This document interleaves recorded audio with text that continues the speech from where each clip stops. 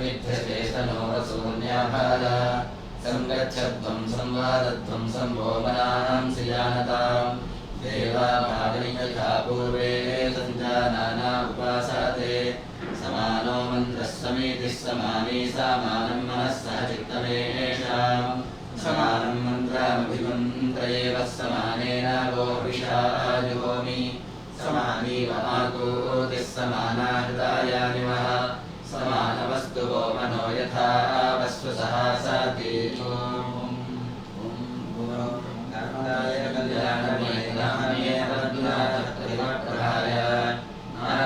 नारायणाय श्रीप्राणनाथाय नमस्करोमि विज्ञानभानुमतिगानबलेन लीले दुर्भाष्यसन्तमतसन्ततितो जनेन्धे मार्गात् सदां सरति किन्नहृदो मुकुन्दं देवाश्च धर्मकमलाः शरणं प्रजग्मुः नाथः कलौ त्रियुगभूतिरनुद्भवोषधब्रह्माणमप्यनवतारमनादिदिक्षुः सर्वज्ञमन्यमनवेक्षसकार्यवीर्यं स्मेराननो भुवनजीवनमापभाषे वेदान्तमार्गपरिमार्गणदीनदोनादेवी प्रजा विशरणा करुणापदं नः आनन्दये सुमुखभूषितभूमिभागोरूपान्तरेण मम सद्गुणनिर्णयेन आदेशमौलिमणिमुज्ज्वलवर्णमेनं बद्धान्तर्नरुदनर्घमदत्तमूर्धा आरामणीमिवर्धा विभुजेन्द्रयाञ्चामि प्रणयनानि विदुक्षुषायतिरिषत् कालसयेयसमवर्तनामयावच्चिन्ताकुलं विविधसाधुकुलं बभूव वेदान्तसन्ततकृतान्तरसन्नविद्महेयो लभेमैकतन्वयं वदेति तत्प्रीतये रजतपीठपुरादिवासी देवो विवेकपुरुषं शुभशोचनाय प्राप्ते महायमहिताय महाजनौगे कोलाहलेन सकुतो हरिणिः प्रवृत्ते आविष्टवान् कुशलं पुरुषं प्रकृत्या प्रत्यायन्निह नितरामनृत्यत् उत्तुङ्गकेतुशिखरे सकृताङ्गारो रङ्गान्तरेण टलिवाखिल विस्मयात्मा आभाष्यतोत्रजनतां शपथानुविद्धं मुश्चेरितं वचनमुद्धृतदोर्पभाषे उत्पत्सले जगति विश्वजनेन वृत्तर्विश्वज्ञयेव भगवान् चिरादिहेति सद्वीपवारिणिति सप्तकभूतधात्र्या मध्ये विकर्मभुविभारतनामखण्डे काले कलौ सुमलान्वयमद्जन्मासन्मध्यगे अकुलमौलिमणिर्द्विजोऽभूत् वेदाद्यशद्रजलपीठपुरेश्वराभ्यां ग्रामो विभूषिततरशिवरूप्यनाम देवादिराजपुराजलार्दमावस्तस्यापवद्गुरुमूलभूमिः रामादिवेशधारिस्वसमोनिवाराधाजद्विमाननिधिशोभितमध्युवास क्षेत्रं समाजकपदं त्रिगुणैकवेतुर्गण्यन्तराजसततं विश्ववाय अर्थमप्यनवमं पुरुषार्थहेतुं पुंसां प्रदातमुजितामुजितस्वरूपां कन्यां सुवर्णलसितामिव वेदविद्यां जग्राहविप्रतिपादितां सः प्रेमेच्छयोपनिषदेव महाविवेको भक्तेव शुद्धकरणः परमश्रितालम् मिथ्याभिमानरहितः पर एव मुक्त्या स्वानन्दसन्ततिकृता सतयाद्विजेन्द्रः तस्य प्रभोश्चरणयोकुलदेवताया भक्तिं भवन्तः विज्ञातभारतपुराणमहारहस्यं यं भट्ट इत्यभिवदन्ति जनाविनीतं गोविन्दसुन्दरकथासुतया सप्रणमानन्दयन्नखिलकेवलमिन्द्रियाणि इति प्रभोरजपीठपुरे पदाब्जं श्रीवल्लभस्य भजतामपि दैवतानां विक्रमहरेर्गुणकथासुतया विशुद्धो नैर्गुण्यवादिशिलेषु सागरेषु तत्त्वे सकालचलतीरति संशयादमध्यमाद्यया श्रवणशोचितया प्रदध्यौ राधाय एव नरकात् सहि पुत्रनामा मुख्यावनन्दसुलभं पुरुषादपूर्णा तस्मात् समस्तविधमध्यमवद्यहीनं विद्याकराकृतिलभेमैकैरुपायैः पूर्वेऽपि कर्दमपराशरपाण्डुमुख्या यत्सेवया गुणगणाढ्यमपत्यमापुः सम्पूर्णसद्गुणतनं करुणामृताब्धिं नारायणं कुलपतिं शरणं व्रजेम इष्टं विचिन्त्य सविचिन्त्यमनन्यबन्धुः प्रेष्ठप्रदं व्रजतपीठपरानिवासम् भक्त्या भवाब्धिमोहङ्गतया शुभात्मा भेदे भुजङ्गशयनं दिषडब्दकालम् पत्न्या समं भगवतः स्वभजन् पदाब्जं भोगान्लगुणगुणलयाञ्चकार दान्तं स्वयं च हृदयं तमयाञ्चकार चतुष्टदेहमधिकं विमलीचकार ईवैर्पयो व्रतमुखैर्विविधे प्रदाग्रे जायापदे गुणगणा नवपुत्रकामौ सम्पूर्णपूरुषमतोषयतां नितान्तं देवेरिताविव पुरादिति कश्यपौतो नाथस्य भूरिकरुणासुदयाभिषिक्तो श्रीश्रीधरप्रतिशालशरीरयष्टे भूरिर्वलप्रभवदिव्यसुकान्तिमन्थौ तौ ते अशुद्धिमतिमात्रमधारवेताम् तान्राजतो समुचिते तव भारगर्भं सा भूसुरेन्द्रविहिता जगताश्रिताय अच्छाम्बरे वरजनी परिपूरिताशा भाविन्यवासतमसंविदुमाद्यपक्षात् तन्पूर्वपक्षसिजमिन्वमिव प्रवृद्धं यावद्विजेन्द्रवनिता शिशुवेत्र तावत् अंशेन वायावतीर्यसरोपिपीठे विष्णुं प्रणम्यवनं प्रयौ तदीयम् सम्पूर्णलक्षणजगन्नवराजमानद्वारान्तरं परमसुन्दरमन्दिरं तत्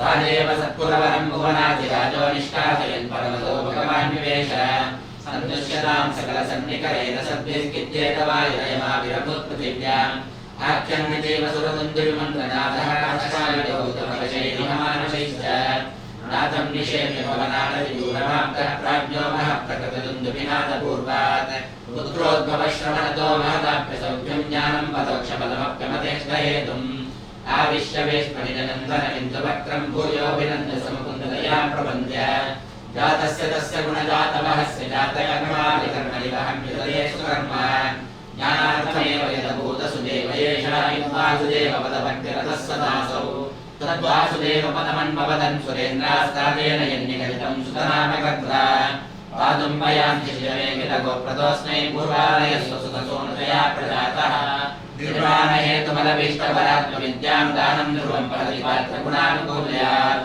अत्रस्तमेव सदं परिपुल्लचक्षुरकान्त्याविडम्बितनवेन्द्रजगच्चनव्यम् तत्पुत्ररत्नमुपकृत्य कदाचिदाब्दः स्वस्वामिने बुधौपायनमर्पयत् सः नत्वा हरिं रहितपीठपुराणवासं बालस्य सम्पदमनापदमर्चयित्वा सागं सुतेन परिवारजनामृतोऽसौ प्रायान्नि शीतसमये निजमेव धाम दोषेषां सममनेन वनेति भीमेन क्रीडितग्रहैकमनुतोद उद्वान्तरक्तमवलभ्यतमभ्यदायी केनाभ्यरोमशिशुदुत्तकमे चैत्तम् आयुष्यपूरुषं वाच महाग्रहो सहस्रनिहारसमयोपकृतान् समस्तान् यच्छक्तिमुक्तिरहितानमस्मि हन्तुं लोकेश्वरस्वतवारितमक्किलेति स्तन्येन मारमनुतोष्यमुहस्वधाम्नो माता कदाचनयौ विरहासहापि विश्वस्य विश्वपरिपालकमारणाय कन्याभिजामनुगुणां किलधीरुलेश सावारकं प्रवृतं परिसान्त्वयन्ते मुग्धाक्षरेण वदसा न्याय मुग्धा माता तदा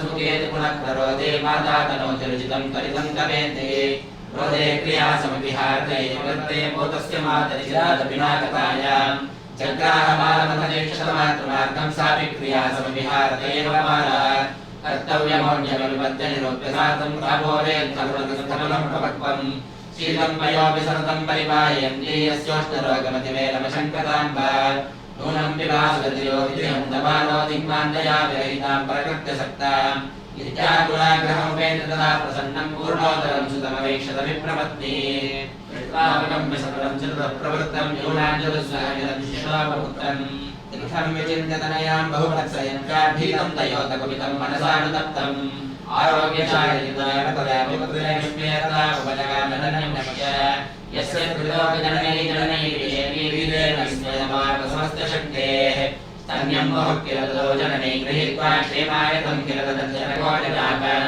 अन्यो जनोऽपि किल लालयति स्म किन्तु सर्वोऽपि तन्मुखसुहासरसाय नोत्कः देवादिसभ्यरूपाणितयादरेण देव्यात्मनेव विलसत्पदया कृतान्तम् अव्यक्तया प्रथमतो वदनेस्य वाण्याशालेन एव भुवनार्चितया विचक्रे प्राग्लिङ्गणं स्वयमतस्थितिमेन चक्रे पश्चाद्गतिं परिचयेन किल क्रमेण विश्वस्य देशितमहोयदनुग्रहेण सर्वं तदस्य भवनस्य विलम्बनं हि उच्चान्तमच्छपवनं जगदाजिदेशः प्रातर्वजाग्रगत एव निदर्शनस्य प्रायाद्प्रियस्य सरसा सजनेन दृष्टो नानावनेशितरतश्च तदस्मृणानि उत्तुङ्गशृङ्गरसिकस्य महेश्वमूर्ते बालावृतावणितलस्य सुरन्नकस्य आश्रित्यस्य श्रुवेवैकदेशं दादो दिवाकरयुवोदयपर्वतस्य लीलालोकितग्रहान्तरगोनुकालः कुपान्तरेण परितः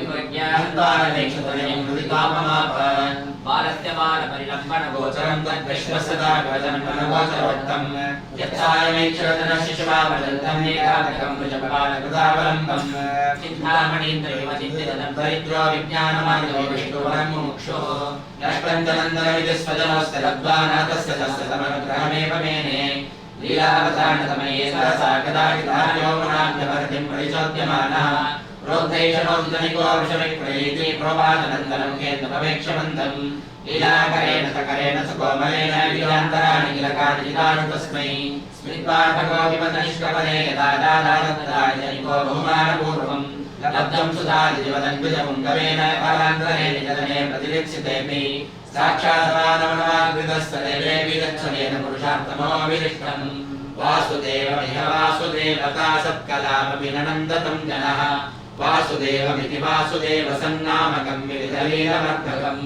इति विहरति मह्यां विप्रदासेऽपि गूढे समजति च जनानां चित्तमानन्दपूर्णम् उदयति जनभालालीलभानो च भानो ननुजनयनाब्देन विकासः इति श्रीमद्कविप्रजगन्नाथाचार्य श्रीमन्नारायणविजाचार्य श्रीमद्भगवते महाकाव्यानन्दाख्ये द्वितीयसहस्रः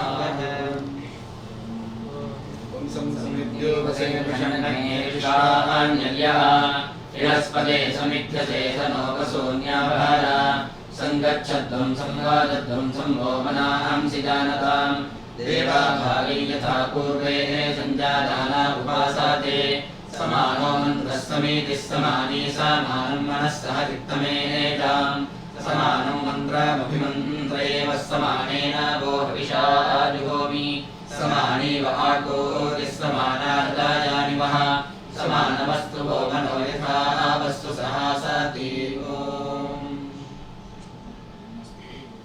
आनन्दस्तवनं पञ्चगव्येन मध्यवत् पूर्वादित्रपर्यन्तः कलशक्रम उच्यते जप्त्वा पुनश्चैव तन्मन्त्रान् पूजयेत् च विधानतः द्वारलोकपतिभ्यश्च बलिं दत्त्वा यथाक्रमम् वस्त्ररत्नहिरण्याद्यैः अलङ्कृत्य विभूतितः गुरवे दक्षिणां दद्या कोटिं लक्षं सहस्रकम् शतमर्थं तदर्थं वा निःस्वो भक्त्या क्षमापयेत् तदर्थं ऋतुजां चैव तदर्थं पारणा कृता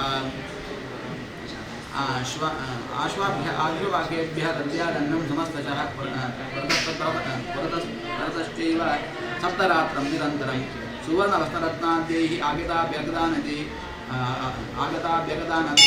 पूजयेत् चर्चितो भक्त्या प्रीतां भगवानिति गीतनृत्यैश्च वाद्यैश्च पुराणैः इतिहासकैः सूक्तैः मङ्गलकोशैश्च वैदिकैः दिनसप्तकम् नयततो महाराज विभूत्या वरुतं श्रुतिः कारयेत् देवदेवस्य स्वाध्यायैः गीतनृत्यकैः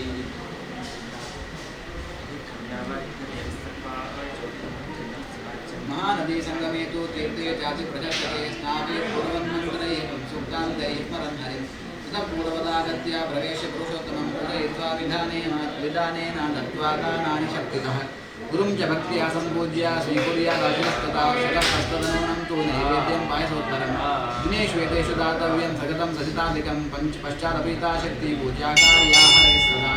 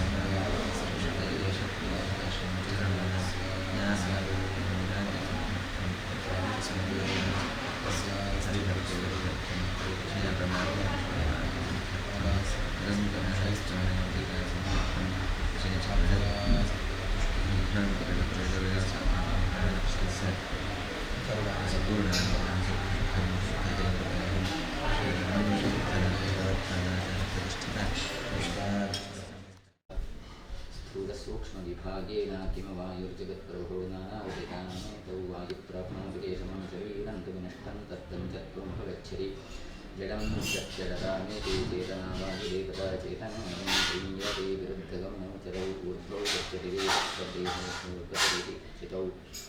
दृश्यते तच्छरीरं चाप्यदृश्या वायुदेवता य एवं वेदतं वायुममृतं सर्वानायुतं पूर्णानन्देन हरिणा गृहीतं पुरुषं तदा समुक्तो लोकमाप्नोति विष्णोर्मुक्तिश्च दृश्यते इति च ब्रह्मग्रन्थाः सत्यं क्रमेण तस्य नारायणस्यादेवाद्याः क्रमेण चतुस्रो मूर्तयः नासिकायां यन्नेत्रयोर्मध्ये दिनतमिव किञ्जन्यतस्थानं तत्सूर्यस्मुखस्थायं विद्यात् तथेति निर्णयः तस्माद्रमा ततो विष्णुः अनन्तगुणतोदिका नित्यमुक्तस्य तन्त्रश्च न चान्यस्तत्तत् तादृशः क्वचित् कृत एवाधिकोऽन्यस्यातिमुक्त अपि तद्वटाहरणापि तद्वटा नित्यं न कान्यस्य वशे प्रभुः नभीर्दस्यैव शिवयोः सुपन्नशेषगम्यतः कामचक्रतमो नित्यं प्रतिनिवाच्यते क्रमात् इति च महाब्रह्मिकायां तं शतं वर्षाण्यध्यार्च्यते तस्माच्छतं वर्षाणि पुरुषायुरो भवन्ति तं यच्छन्तं वर्षाण्यध्यार्च्यत् तस्माच्छत्तिरेरैत्याचक्रयेतमेवं सन्तम् इदं धर्मं मध्यतो दधे ददिदं किञ्चात इदं धर्मं मध्यतो दधे ददिदं किञ्चा तस्मान्मध्यमा इत्याचक्षते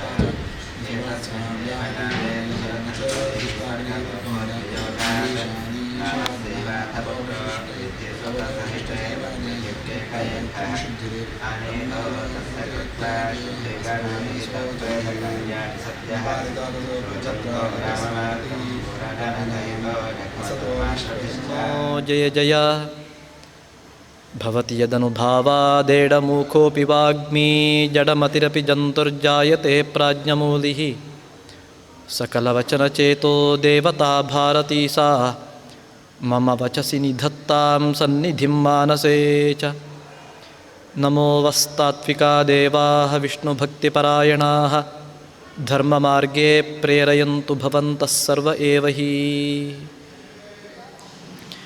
पृथ्वीमण्डलमध्यस्थाः पूर्णबोधमतानुगाः वैष्णवा विष्णुहृदयास्तान्नमस्ये गुरून्मम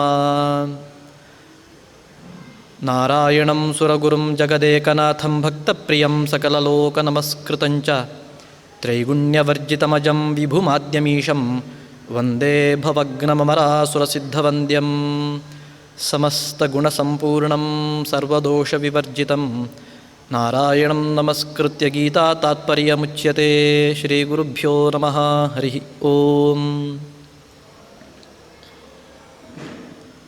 ಜಗದೊಡೆಯನಾದ ಶ್ರೀಕೃಷ್ಣನನ್ನು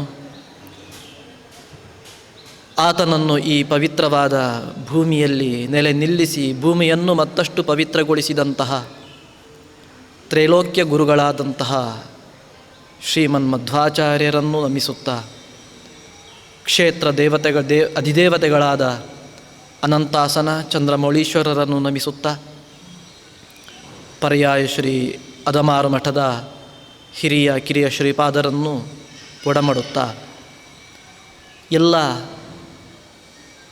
ಆಧ್ಯಾತ್ಮಿಕ ಚಿಂತಕರಿಗೆ ಪ್ರೀತಿಯ ಆತ್ಮೀಯವಾದ ನಮಸ್ಕಾರಗಳನ್ನು ಸಲ್ಲಿಸ್ತಾ ಹಾಗೆ ಕಾರ್ಯಕ್ರಮ ನಿರೂಪಕರಾದ ಆಚಾರ್ಯರಿಗೂ ವಂದನೆಗಳನ್ನು ಸಲ್ಲಿಸ್ತಾ ಗೀತಾ ತಾತ್ಪರ್ಯ ಎಂಬ ಮಧ್ವಾಚಾರ್ಯರ ಗ್ರಂಥದ ಬಗ್ಗೆ ಸೀಮಿತ ಅವಧಿಯ ಸೀಮಿತ ವಿಷಯಗಳನ್ನು ಹೇಳಲು ಪ್ರಯತ್ನ ಮಾಡ್ತಾ ಇದ್ದೇನೆ. ಮಧ್ವಾಚಾರ್ಯರ ಅನೇಕ ಉದ್ಗ್ರಂಥಗಳಲ್ಲಿ ಗೀತಾ ತಾತ್ಪರ್ಯವೂ ಒಂದು. ಬ್ರಹ್ಮಜ್ಞಾನಕ್ಕೆ ಸೋಪಾನವಾಗಿ ಮೆಟ್ಟಿಲಾಗಿ ಮೂರನ್ನು ಹೇಳಿದ್ದಾರೆ. ಪ್ರಧಾನವಾಗಿ ಉಪನಿಷತ್ತು, ಗೀತೆ ಮತ್ತು ಬ್ರಹ್ಮಸೂತ್ರಗಳು. ಮಧ್ವಾಚಾರ್ಯರು ಈ ಮೂರೂ ಸೋಪಾನಗಳಿಗೂ ಪ್ರಸ್ಥಾನತ್ರಯ ಅಂತ ಕರೀತಾರೆ. ಭಾಷ್ಯವನ್ನು ಬರೆದಿದ್ದಾರೆ. ಅದರಲ್ಲಿ ಗೀತೆಯ ಮೇಲೆ ಮಧ್ವಾಚಾರ್ಯರು ಬರೆದ ವ್ಯಾಖ್ಯಾನ ಗೀತಾ ಭಾಷ್ಯ ಮತ್ತು ಗೀತಾ ತಾತ್ಪರ್ಯ ಎಂಬುದಾಗಿ ಎರಡಿದೆ. ಈ ಗ್ರಂಥಗಳ ಬಗ್ಗೆ, ಎರಡು ಗ್ರಂಥಗಳ ಬಗ್ಗೆ ಮಧ್ವವಿಜಯದಲ್ಲಿ ನಾರಾಯಣ ಪಂಡಿತರು ಬೆಳಕನ್ನು ಚೆಲ್ಲಿದ್ದಾರೆ. ಗೀತಾ ತಾತ್ಪರ್ಯ ಭಾಷ್ಯಾಭ್ಯಾಂ ಆಭ್ಯಂ ವಿಶ್ವಂ ಪ್ರಕಾಶತೆ ಅಂತ.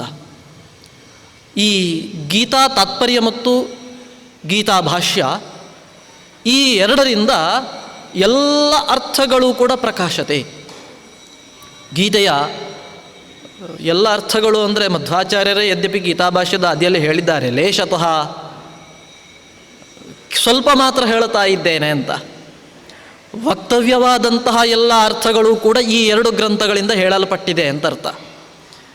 ಗೀತೆಯನ್ನು ನಾವು ಅಧ್ಯಯನ ಮಾಡಬೇಕಿದ್ರೆ ಯದ್ಯಪಿ ಗೀತೆಯ ವಾಕ್ಯಗಳನ್ನು ನೋಡಿದಾಗ ಸರಳವಾಗಿ ಒಂದು ಅರ್ಥ ಆಗ್ತದೆ, ಆದರೆ ಅದು ನಿಜವಾದ ಅರ್ಥ ಅಂತ ಹೇಳೋದು ಕಷ್ಟ.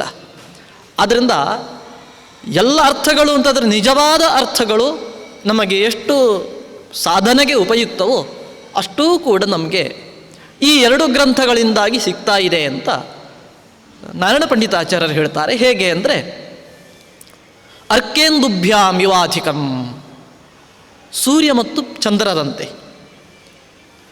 ಹಗಲು ಇರುವಂತಹ ವಸ್ತುಗಳನ್ನು ಸೂರ್ಯ ಕಾಣಿಸ್ತಾನೆ, ರಾತ್ರಿಗಿರುವಂತಹ ವಸ್ತುಗಳನ್ನು ಚಂದ್ರ ಕಾಣಿಸ್ತಾನೆ. ಕೆಲವು ಹೂವುಗಳು ರಾತ್ರಿ ಅರಳಿದರೆ ಹಗಲಿರುವುದಿಲ್ಲ, ಹಗಲು ಅರಳುವಂತಹ ವಸ್ತುಗಳು ರಾತ್ರಿ ಮುದುಡಿಕೊಳ್ಳುತ್ತದೆ. ಹೀಗೆ ಸಮಸ್ತ ಜಗತ್ತಿನಲ್ಲಿರತಕ್ಕಂತಹ ವಸ್ತುಗಳನ್ನು ಸೂರ್ಯ ಚಂದ್ರರು ನಮ್ಮ ದೃಗ್ಗೋಚರವಾಗುವಂತೆ ಮಾಡ್ತಾರೆ. ಹಾಗೆಯೇ ಈ ಗೀತಾ ಭಾಷ್ಯ ಮತ್ತು ಗೀತಾ ತಾತ್ಪರ್ಯ ಎಂಬ ಎರಡು ಗ್ರಂಥಗಳು ಗೀತೆಯ ಎಲ್ಲ ಅರ್ಥಗಳನ್ನು ಕೂಡ ತುಂಬ ಸೊಗಸಾಗಿ ನಮಗೆ ಪ್ರಕಾಶಪಡಿಸ್ತದೆ ಅಂತ ಹೇಳಿದ್ದಾರೆ. ಹೀಗೆ ನಮಗೆ ಗೀತೆ ಅದು 700 ಶ್ಲೋಕದ್ದು ನಿಜವಾದ ಸಪ್ತಶತಿ. ಅದು ವಿಶೇಷವಾಗಿ ಇಂತಹ ಸಂದರ್ಭದಲ್ಲಿ ಶರನ್ನವರಾತ್ರಿಯ ಸಂದರ್ಭದಲ್ಲಿ ನಿಜವಾದ ಸಪ್ತಶತಿಯ ಚಿಂತನೆಗೆ ಇದೊಂದು ನಮಗೆ ಕಾಲ ಒದಗಿ ಬಂದದ್ದು. ಅದು ದೇವರ ಅನುಗ್ರಹ ಅಲ್ಲದೆ ಮತ್ತೇನನ್ನು ಹೇಳಲಿಕ್ಕೆ ಬರುವುದಿಲ್ಲ. ಇಂತಹ ಭಗವದ್ಗೀತೆಯಲ್ಲಿ ಈ ಸಪ್ತಶತಿಯಲ್ಲಿ ಪ್ರಧಾನವಾಗಿ ಹೇಳಲಿಕ್ಕೆ ಹೊರಟದ್ದು ಭಗವಂತನ ಸ್ವರೂಪವನ್ನು. ಅದನ್ನು ಮಧ್ವಾಚಾರ್ಯರು ಮೊದಲ ಮಂಗಲ ಶ್ಲೋಕದಲ್ಲಿ ಹೇಳಿಕೊಟ್ಟಿದ್ದಾರೆ. ಸಮಸ್ತ ಗುಣ ಸಂಪೂರ್ಣಂ ಸರ್ವದೋಷ ವಿವರ್ಜಿತಂ ನಾರಾಯಣಂ ನಮಸ್ಕೃತ್ಯ ಅಂತ. ಈ ಗೀತೆ ಹೇಳಲಿಕ್ಕೆ ಹೊರಟದ್ದು ನಾರಾಯಣನನ್ನೇ. ನಾರಾಯಣನನ್ನು ಯಾವ ರೀತಿಯಾಗಿ ತಿಳಿಸ್ತದೆ ಅಂತ ಕೇಳಿದರೆ ಸಮಸ್ತ ಗುಣ ಸಂಪೂರ್ಣಂ, ಎಲ್ಲ ಗುಣಗಳಿಂದ ಪೂರ್ಣನಾಗಿದ್ದಾನೆ ಭಗವಂತ. ಮತ್ತು ಆ ದೇವ ಸಮಸ್ತ ಸರ್ವದೋಷ ವಿವರ್ಜಿತ ಅಂತ ತಿಳಿಸಿಕೊಡಲಿಕ್ಕೆ ಈ ಗೀತೆ ಹೊರಟದ್ದು. ಆದರೆ ಭಗವಂತನನ್ನು ಹೇಳುವಾಗ ಭಗವಂತನ ಅತ್ಯಂತ ಪ್ರೀತಿಗೆ ಪಾತ್ರಳಾದ ಎಂದೆಂದಿಗೂ ಎಲ್ಲೆಲ್ಲೂ ಭಗವಂತನನ್ನು ಬಿಡದೇ ಅಂಟಿಕೊಂಡಿರುವಂತಹ ಆ ರಮೆಯನ್ನು ಹೇಳದೆ ಆಗ್ತದಾ? ಅದರಿಂದ ಗೀತೆ ಭಗವಂತನನ್ನು ಹೇಳಿದರೆ ಜೊತೆಗೆ ರಮೆಯನ್ನು ಕೂಡ ಅಲ್ಲಿ ಹೇಳಿಯೇ ಹೇಳ್ತಾರೆ. ಅನೇಕ ಕಡೆ ಪ್ರಕೃತಿ, ಅವ್ಯಕ್ತ, ಪ್ರಧಾನ ಇತ್ಯಾದಿ ಶಬ್ದಗಳನ್ನು ಹೇಳಿದ್ದಾರೆ. ಈ ಎಲ್ಲ ಶಬ್ದಗಳಿಂದ ಭಗವಂತ ಹೇಗೆ ಹೇಳಲ್ಪಡ್ತಾನೋ ಅದೇ ರೀತಿಯಾಗಿ ರಮೆಯೂ ಕೂಡ ಹೇಳಲ್ಪಡ್ತಾಳೆ. ಆದ್ದರಿಂದ ಈ ಭಗವದ್ಗೀತೆ ಅದು ಲಕ್ಷ್ಮಿಗೂ ಸಂಬಂಧಪಟ್ಟಂತಹ ಸಪ್ತಶತಿಯೇ ಆಗಿರ್ತದೆ. ನಾವೀಗ ಈ ಗೀತಾ ತಾತ್ಪರ್ಯ ಎಂಬುದು ಭಗವದ್ಗೀತೆಯ ಆಂತರ್ಯವನ್ನು ಹೇಗೆ ತೆರೆದಿಡ್ತದೆ. ಗೀತೆಯೇ 700 ಶ್ಲೋಕ, ಅದಕ್ಕೆ ವ್ಯಾಖ್ಯಾನ ರೂಪವಾದ ಈ ಗೀತಾ ತಾತ್ಪರ್ಯ ಇನ್ನಷ್ಟು ದೊಡ್ಡದು. ಆದ್ದರಿಂದ ನಮಗೆ ಸಮಸ್ತ ಗೀತಾ ತಾತ್ಪರ್ಯವನ್ನು ನಮಗೆ ಸೀಮಿತ ಅವಧಿಯಲ್ಲಿ ಅರ್ಥ ಮಾಡಿಕೊಳ್ಳಿಕ್ಕೆ ಸಾಧ್ಯ ಇಲ್ಲ. ಆದರೆ ಸ್ಥಾಲೀಪುಲಾಕನ್ಯಾಯೇನ, ಅನ್ನ ಬೆಂದಿದ ಅಂತ ನೋಡಬೇಕಿದ್ರೆ ಎಲ್ಲ ಅನ್ನವನ್ನು ತೆಗೆದು ನೋಡಬೇಕಾಗಿಲ್ಲ. ಆದ್ದರಿಂದ ಇಲ್ಲಿ ಸ್ವಾರಸ್ಯ ಇದೆಯೋ ಇಲ್ಲವೋ ಅಂತ ನೋಡಲಿಕ್ಕೆ ಒಂದೆರಡು ಸಂಗತಿಗಳನ್ನು ನಾವು ಹೆಕ್ಕಿ ನೋಡಿದರೆ ಆಚಾರ್ಯರ ಕೊಡುಗೆ ಏನು ಅಂತ ಗೊತ್ತಾಗ್ತದೆ. ಮೊದಲಿಗೆ ಉಪಕ್ರಮ ಮಾಡುವಾಗ ಮಧ್ವಾಚಾರ್ಯರು ಹೇಳ್ತಾರೆ, ಗ್ರಂಥವನ್ನು ವ್ಯಾಖ್ಯಾನ ಮಾಡಬೇಕಿದ್ರೆ ವ್ಯಾಖ್ಯಾನಕ್ಕೆ ಇದು ಯೋಗ್ಯ ಅಂತ ಆಗಬೇಕು. ಇದರ ಮಹತ್ವ ಏನು ಅಂತ ಮೊದಲಿಗೆ ಹೇಳಬೇಕು. ಅದಕ್ಕೋಸ್ಕರ ಹೇಳ್ತಾರೆ, ಶಾಸ್ತ್ರೇಷು ಭಾರತಂ ಸಾರಂ ತತ್ರ ನಾಮ ಸಹಸ್ರಕಂ ವೈಷ್ಣವಂ ಕೃಷ್ಣಗೀತಾ ಚ ತಜ್ಞಾನಾನ್ ಮುಚ್ಯತೇಂಜಸ. ಯಾರು ಮೋಕ್ಷವನ್ನು ಬಯಸ್ತಾನೆ ಅವನು ಸಕಲ ಶಾಸ್ತ್ರಗಳನ್ನು ತಿಳಿದಿರಬೇಕು. ಸಕಲ ಶಾಸ್ತ್ರಗಳನ್ನು ತಿಳಿದವನಿಗೆ ಮೋಕ್ಷದ ಬಾಗಿಲು ತೆರೆಯುವುದಿಲ್ಲ. ಅಂತಹ ಭಗವಜ್ಞಾನ ಇಲ್ಲದೆ ಸಮಾಧಿಯಾಗಲಿ ಧ್ಯಾನವಾಗಲಿ ಇದು ಯಾವುದೂ ಕೂಡ ಸಂಭವಿಸುವುದಿಲ್ಲ. ಆದ್ದರಿಂದ ಸಕಲ ಶಾಸ್ತ್ರಗಳನ್ನು ತಿಳಿಯಬೇಕು. ಸಕಲ ಶಾಸ್ತ್ರದ ರೂಪವಾಗಿರುವಂಥದ್ದು ತಿರುಳು, ಅದರಲ್ಲಿ ಸ್ವಲ್ಪನೂ ಕಸವೇ ಇಲ್ಲ, ಸಂಪೂರ್ಣ ರಸಮಯವಾದದ್ದು ಅದು ಮಹಾಭಾರತ. ಆ ಮಹಾಭಾರತದಲ್ಲಿ ಸಾರಂ ತತ್ರ ನಾಮ ಸಹಸ್ರಕಂ ವೈಷ್ಣವಂ ಕೃಷ್ಣಗೀತಾಚ. ವಿಷ್ಣು ಸಹಸ್ರನಾಮ ಮತ್ತು ಕೃಷ್ಣನ ಗೀತೆ ಇದೆರಡನ್ನು ತಿಳಿದು ತಜ್ಞಾನಾತ್ ಮುಚ್ಯತೆ ಅಂಜಸ. ಸಂಪೂರ್ಣವಾಗಿ ಅವನು ಮುಕ್ತಿಯನ್ನು ಪಡೆಯುವುದು ಈ ವಿಷ್ಣು ಸಹಸ್ರನಾಮವನ್ನು ಮತ್ತು ಗೀತೆಯನ್ನು ತಿಳಿದರೆ ಮಾತ್ರ. ಇದೆರಡನ್ನು ತಿಳಿಯದೇ ಇದ್ದರೆ ಅವನಿಗೆ ಮುಕ್ತನಾಗಲಿಕ್ಕೆ ಸಾಧ್ಯ ಇಲ್ಲ. ಆದ್ದರಿಂದ ಈ ಗೀತೆಯ ಜ್ಞಾನಕ್ಕೋಸ್ಕರ ಗೀತೆಯ ಜ್ಞಾನವನ್ನು ಸಂಪಾದನೆ ಮಾಡಿದರೆ ಮಹಾಭಾರತದ ಜ್ಞಾನ ಉಂಟಾಯಿತು ಅಂತರ್ಥ. ಮಹಾಭಾರತ ಸಕಲ ಶಾಸ್ತ್ರದ ಸಾರವಾದ್ದರಿಂದ ಸಕಲ ಶಾಸ್ತ್ರವನ್ನು ತಿಳಿದಂತೆ. ಆದ್ದರಿಂದ ಸಕಲ ಶಾಸ್ತ್ರಗಳನ್ನು ಓದುವುದು ಮುಖ್ಯ ಅಲ್ಲ, ಸಕಲ ಶಾಸ್ತ್ರದ ಸಾರ ಏನು ಅದು ಮುಖ್ಯ. ಆದ್ದರಿಂದ ಈ ಸಕಲ ಶಾಸ್ತ್ರದ ಸಾರವನ್ನು ಗೀತೆಯಲ್ಲಿ ವೇದವ್ಯಾಸರು ಬಟ್ಟಿ ಇಳಿಸಿ ನಮಗೆ ಕೊಟ್ಟಿದ್ದಾರೆ. ಅದನ್ನು ವ್ಯಾಖ್ಯಾನ ಮಾಡ್ತಾ ಇದ್ದೇನೆ ಅಂತ ಮಧ್ವಾಚಾರ್ಯರು ಗ್ರಂಥದ ಆದಿಯಲ್ಲಿ ಹೇಳಿದ್ದಾರೆ. ಯದ್ಯಪಿ ಗೀತಾ ಭಾಷ್ಯವನ್ನು ಬರೆದಿದ್ದಾರೆ. ಆ ಗೀತಾ ಭಾಷ್ಯದಲ್ಲಿ ಒಂದು ಮಾತನ್ನು ಹೇಳಿದ್ದು ನಾವಿಲ್ಲಿ ಸ್ವೀಕಾರ ಮಾಡಬೇಕಾಗಿದೆ. ಅಲ್ಲಿ ಬ್ರಹ್ಮಾಪಿ ತನ್ನ ಜಾನಾತಿ ಈಶತ್ ಸರ್ವೋಪಿ ಜಾನತೆ ಇತ್ಯಾದಿ ರೂಪವಾಗಿ ಮಹಾಭಾರತಕ್ಕೆ ದಶಾವರಾರ್ಥ ಸರ್ವತ್ರ ಕೇವಲಂ ವಿಷ್ಣು ಬೋಧಕಂ ಎಂಬುದಾಗಿ ಮಹಾಭಾರತಕ್ಕೆ 10 ಅರ್ಥ ಇದೆ. ಹೀಗೆ ಗೀತೆಯಲ್ಲೂ ಕೂಡ ಅದೆಲ್ಲ ಇದೆ ಅಂತ ಹೇಳ್ತಾ ಬಹ್ವರ್ಥ ಗರ್ಭಿತವಾಗಿದೆ ಗೀತೆ ಅಂತ ಅಲ್ಲಿ ಹೇಳಿದ್ದಾರೆ. ಬಹ್ವರ್ಥ ಗೀತೆ ಅಂತ ಪ್ರತಿಜ್ಞೆ ಮಾಡಿದರೆ ಸಾಕಾಗುವುದಿಲ್ಲ. ಅದಕ್ಕೆ ಲೇಷತಃ ದರ್ಶಯಿಷ್ಯಾಮಃ ಅಂತ ಅಲ್ಲಿ ಹೇಳಿದ್ದಾರೆ. ಅಲ್ಲಿಯೂ ಕೂಡ ಒಂದೇ ಗ್ರಂಥದಲ್ಲಿ ಗೀತಾ ಭಾಷ್ಯದಲ್ಲೇ ಅನೇಕ ಅರ್ಥಗಳನ್ನು ಹೇಳಿದ್ದಾರೆ. ಇನ್ನು ಕೆಲವು ಅರ್ಥಗಳನ್ನು ಅಲ್ಲಿ ಹೇಳದೆ ಉಳಿದದ್ದನ್ನು ಕೆಲವನ್ನು ಇಲ್ಲಿ ಹೇಳಿದ್ದಾರೆ. ಅಂತೂ ಈ 2 ಗ್ರಂಥಗಳಲ್ಲಿ ಯಾವ ಅರ್ಥವನ್ನು ಹೇಳಿದ್ದಾರೆ ಅಷ್ಟು ಅರ್ಥ ಮಾತ್ರ ಅಂತ ಅರ್ಥ ಅಲ್ಲ, ಇನ್ನೂ ಅನೇಕ ಅರ್ಥ ಇದೆ. ನಾವು ಉದಾಹರಣೆಗೆ ಕೆಲವೊಂದು ನೋಡಬೇಕು. 2ನೇ ಅಧ್ಯಾಯದಲ್ಲಿ ಕೃಷ್ಣ ಅರ್ಜುನನಿಗೆ ಉಪದೇಶವನ್ನು ನೀಡಲಿಕ್ಕೆ ಆರಂಭ ಮಾಡ್ತಾನೆ. ಅಶೋಚ್ಯ ನನ್ನ ಶೋಚಸ್ತ್ವಂ ಪ್ರಜ್ಞಾವಾದಾಂಶ ಭಾಷಸೆ. ನೀನು ಯಾರ ಬಗ್ಗೆ ಶೋಕ ಪಡ್ತಾ ಇದ್ದೀಯೋ ಅವರೆಲ್ಲ ಶೋಕಕ್ಕೆ ಅರ್ಹರಲ್ಲ. ಭೀಷ್ಮ ದ್ರೋಣಾದಿಗಳ ಬಗ್ಗೆ ಅವರೆಲ್ಲ ಈಗ ಯುದ್ಧದಲ್ಲಿ ಸಾಯ್ತಾರೆ. ದುರ್ಯೋಧನಾದಿಗಳು ಕೌರವ ಪಕ್ಷೀಯರು ಇವರೆಲ್ಲರೂ ಕೂಡ ಈ ಯುದ್ಧದಿಂದ ಸಾಯ್ತಾರಲ್ವಾ ಅಂತ ಅರ್ಜುನ ಮರುಕಪಟ್ಟಿದ್ದ. ಅದಕ್ಕೆ ಕೃಷ್ಣ ಹೇಳ್ತಾ ಇದ್ದಾನೆ, ಅಶೋಚ್ಯರಾದವರ ವಿಷಯದಲ್ಲಿ ಶೋಕವನ್ನು ಪಡಬಾರದು. ಪ್ರಜ್ಞಾವಾದ ಅಂಶ ಭಾಷಸೆ, ಪ್ರಜ್ಞಾವಾದಗಳನ್ನು ಆಡ್ತಾ ಇದ್ದಿ ಅಂತ ಹೇಳಿದ್ದಾರೆ. ಪ್ರಜ್ಞಾವಾದ ಅಂದರೆ ಪ್ರಜ್ಞಾಪೂರ್ವಕವಾದಂತಹ ಮಾತು. ಪ್ರಜ್ಞಾಪೂರ್ವಕವಾದ ಮಾತನ್ನೇ ಆಡಬೇಕಲ್ವೇ? ಅದಕ್ಕೆ ಆಚಾರ್ಯರು ಗೀತಾಭಾಷ್ಯದಲ್ಲಿ ಒಂದು ಅರ್ಥ ಹೇಳಿದ್ದಾರೆ, ಸ್ವಮನೀಶೋತ್ಥ ವಚನಾನಿ ಅಂತ. ಈಗ ಅಷ್ಟಕ್ಕೆ ನಿಲ್ಲದೆ ಗೀತಾ ತಾತ್ಪರ್ಯದಲ್ಲಿ ಇನ್ನೊಂದು ಅರ್ಥವನ್ನು ಹೇಳ್ತಾರೆ. ಇನ್ನೊಂದು ಅರ್ಥ ಅಂತಂದರೆ ಪ್ರಕೃಷ್ಟೇನ ಜಾನಂತಿ ಇತಿ ಪ್ರಜ್ಞಾ. ಪ್ರಜ್ಞಾ ಶಬ್ದಕ್ಕೆ ಪ್ರಕೃಷ್ಟತೆಯ ಜಾನಂತಿ, ಚೆನ್ನಾಗಿ ತಿಳಿದವರು ಪ್ರಾಜ್ಞರು, ಅವರನ್ನು ಪ್ರಜ್ಞಾ ಅಂತಲೂ ಕರೀತಾರೆ. ತೇಷಾಂ ಅವಾದಾಹ, ಅವರ ವಾದ ಅಲ್ಲದ್ದು. ತಿಳಿದವರು ಆಡದಂತಹ ಮಾತನ್ನು ನೀನು ಆಡ್ತಾ ಇದ್ದಿ ಅಂದರೆ ಬೇರೆ ಹೇಳಬೇಕಾ? ಮೂರ್ಖರ ಮಾತು. ಯಾಕೆ? ಈ ದುರ್ಯೋಧನಾದಿಗಳು ಸಾಯ್ತಾ ಇದ್ದಾರೆ ಅಲ್ವಾ ಅಂತ ದುಃಖ ಪಡಬೇಕಿದ್ರೆ ಈ ದುರ್ಯೋಧನಾದಿಗಳು ಸತ್ರೆ ಅಧರ್ಮ ಹೇಗಾಗುವುದು? ಮೊದಲಿಗೆ ಹೇಳ್ತಾರೆ ಆಚಾರ್ಯರು ಗೀತಾ ತಾತ್ಪರ್ಯದಲ್ಲಿ, ಸ್ವವಿಹಿತ ವೃತ್ಯ ಭಕ್ತ್ಯ ಭಗವದಾರಾಧನೆಮೇವ ಪರಮೋ ಧರ್ಮ ತದ್ವಿಪರೀತ ಸರ್ವೋಪ್ಯಧರ್ಮ ಅಂತ. ಈ ಧರ್ಮಾಧರ್ಮಗಳನ್ನು ಹೇಳಲಿಕ್ಕೋಸ್ಕರ ಗೀತೆ ಹೊರಟಿದೆ. ಅರ್ಜುನ ದುರ್ಯೋಧನಾದಿಗಳನ್ನು ಸಾಯ್ತಾರಲ್ವಾ, ಹಾಗೆಲ್ಲ ಸತ್ತರೆ ಬಂಧುಗಳು ದಾಯಾದಿಗಳು ಸತ್ತರೆ ಅಧರ್ಮ ಆಗ್ತದಲ್ವಾ ಅಂತ ಶಂಕೆ ಮಾಡಿದರೆ ಅದಕ್ಕೆ ಕೃಷ್ಣ ಹೇಳ್ತಾನೆ, ವಿಷ್ಣು ದ್ವೇಷಿಗಳು ಮತ್ತು ಅವರ ಸಹಾಯಕರು ಅವರನ್ನು ಸಂಹಾರ ಮಾಡುವಂಥದ್ದು ಯಾವತ್ತಿಗೂ ಕೂಡ ಅಧರ್ಮ ಆಗಲಿಕ್ಕೆ ಸಾಧ್ಯನೇ ಇಲ್ಲ. ಭಗವದ್ವೇಷಿಗಳನ್ನು ಕ್ಷತ್ರಿಯನಾದವನು ಸಂಹಾರ ಮಾಡದೆ ಭಗವತ್ ಪ್ರಿಯರನ್ನು ಸಂಹಾರ ಮಾಡಬೇಕೇನು? ಆದ್ದರಿಂದ ಇದು ಅಧರ್ಮ ಅಲ್ಲ ಅಂತ ಹೇಳ್ತಾನೆ. ಆದ್ದರಿಂದ ಭಗವದ್ವೇಷಿಗಳಾದ ದುರ್ಯೋಧನಾದಿಗಳನ್ನು ಸಂಹಾರ ಮಾಡುವುದು ಧರ್ಮ ಅಂತ, ಸಂಹಾರ ಮಾಡುವುದು ಅಧರ್ಮ ಎಂಬ ಅರ್ಜುನನ ಮಾತು ಅದು ಪ್ರಾಜ್ಞರ ಮಾತಲ್ಲ, ತಿಳಿದವರ ಮಾತಲ್ಲ. ಈ ರೀತಿಯಾಗಿ ಕೃಷ್ಣನ ಮಾತು ಪ್ರಜ್ಞಾವಾದಾಂಶ ಭಾಷಸೆ. ಅದಕ್ಕೆ ಮಧ್ವಾಚಾರ್ಯರಲ್ಲಿ ಮತ್ತೊಂದು ಅರ್ಥವನ್ನು ತೀರಿಸಿಕೊಡ್ತಾರೆ. ಹಾಗೆಯೇ ಇನ್ನೊಂದು ಕಡೆ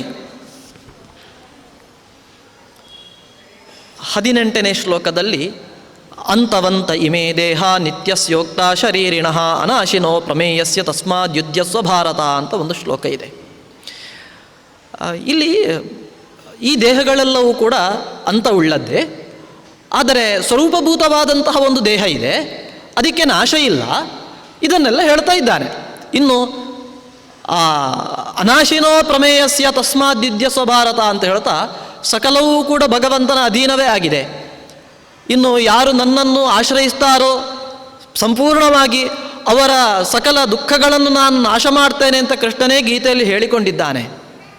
ಆದ್ದರಿಂದ ತಸ್ಮಾತ್ ಅನಾಶಿನೋ ಪ್ರಮೇಯಸ್ಯ ತಸ್ಮಾದ್ಯುದ್ಯಸ್ವ ಭಾರತ, ಇದೆಲ್ಲವೂ ಕೂಡ ಅಪ್ರಮೇಯನಾದಂತಹ ಈಶ್ವರನ ಅಧೀನವೇ ಆಗಿದೆ. ಆದ್ದರಿಂದ ನೀನೀಗ ಹೇಳ್ತಾ ಇರುವುದೇನು?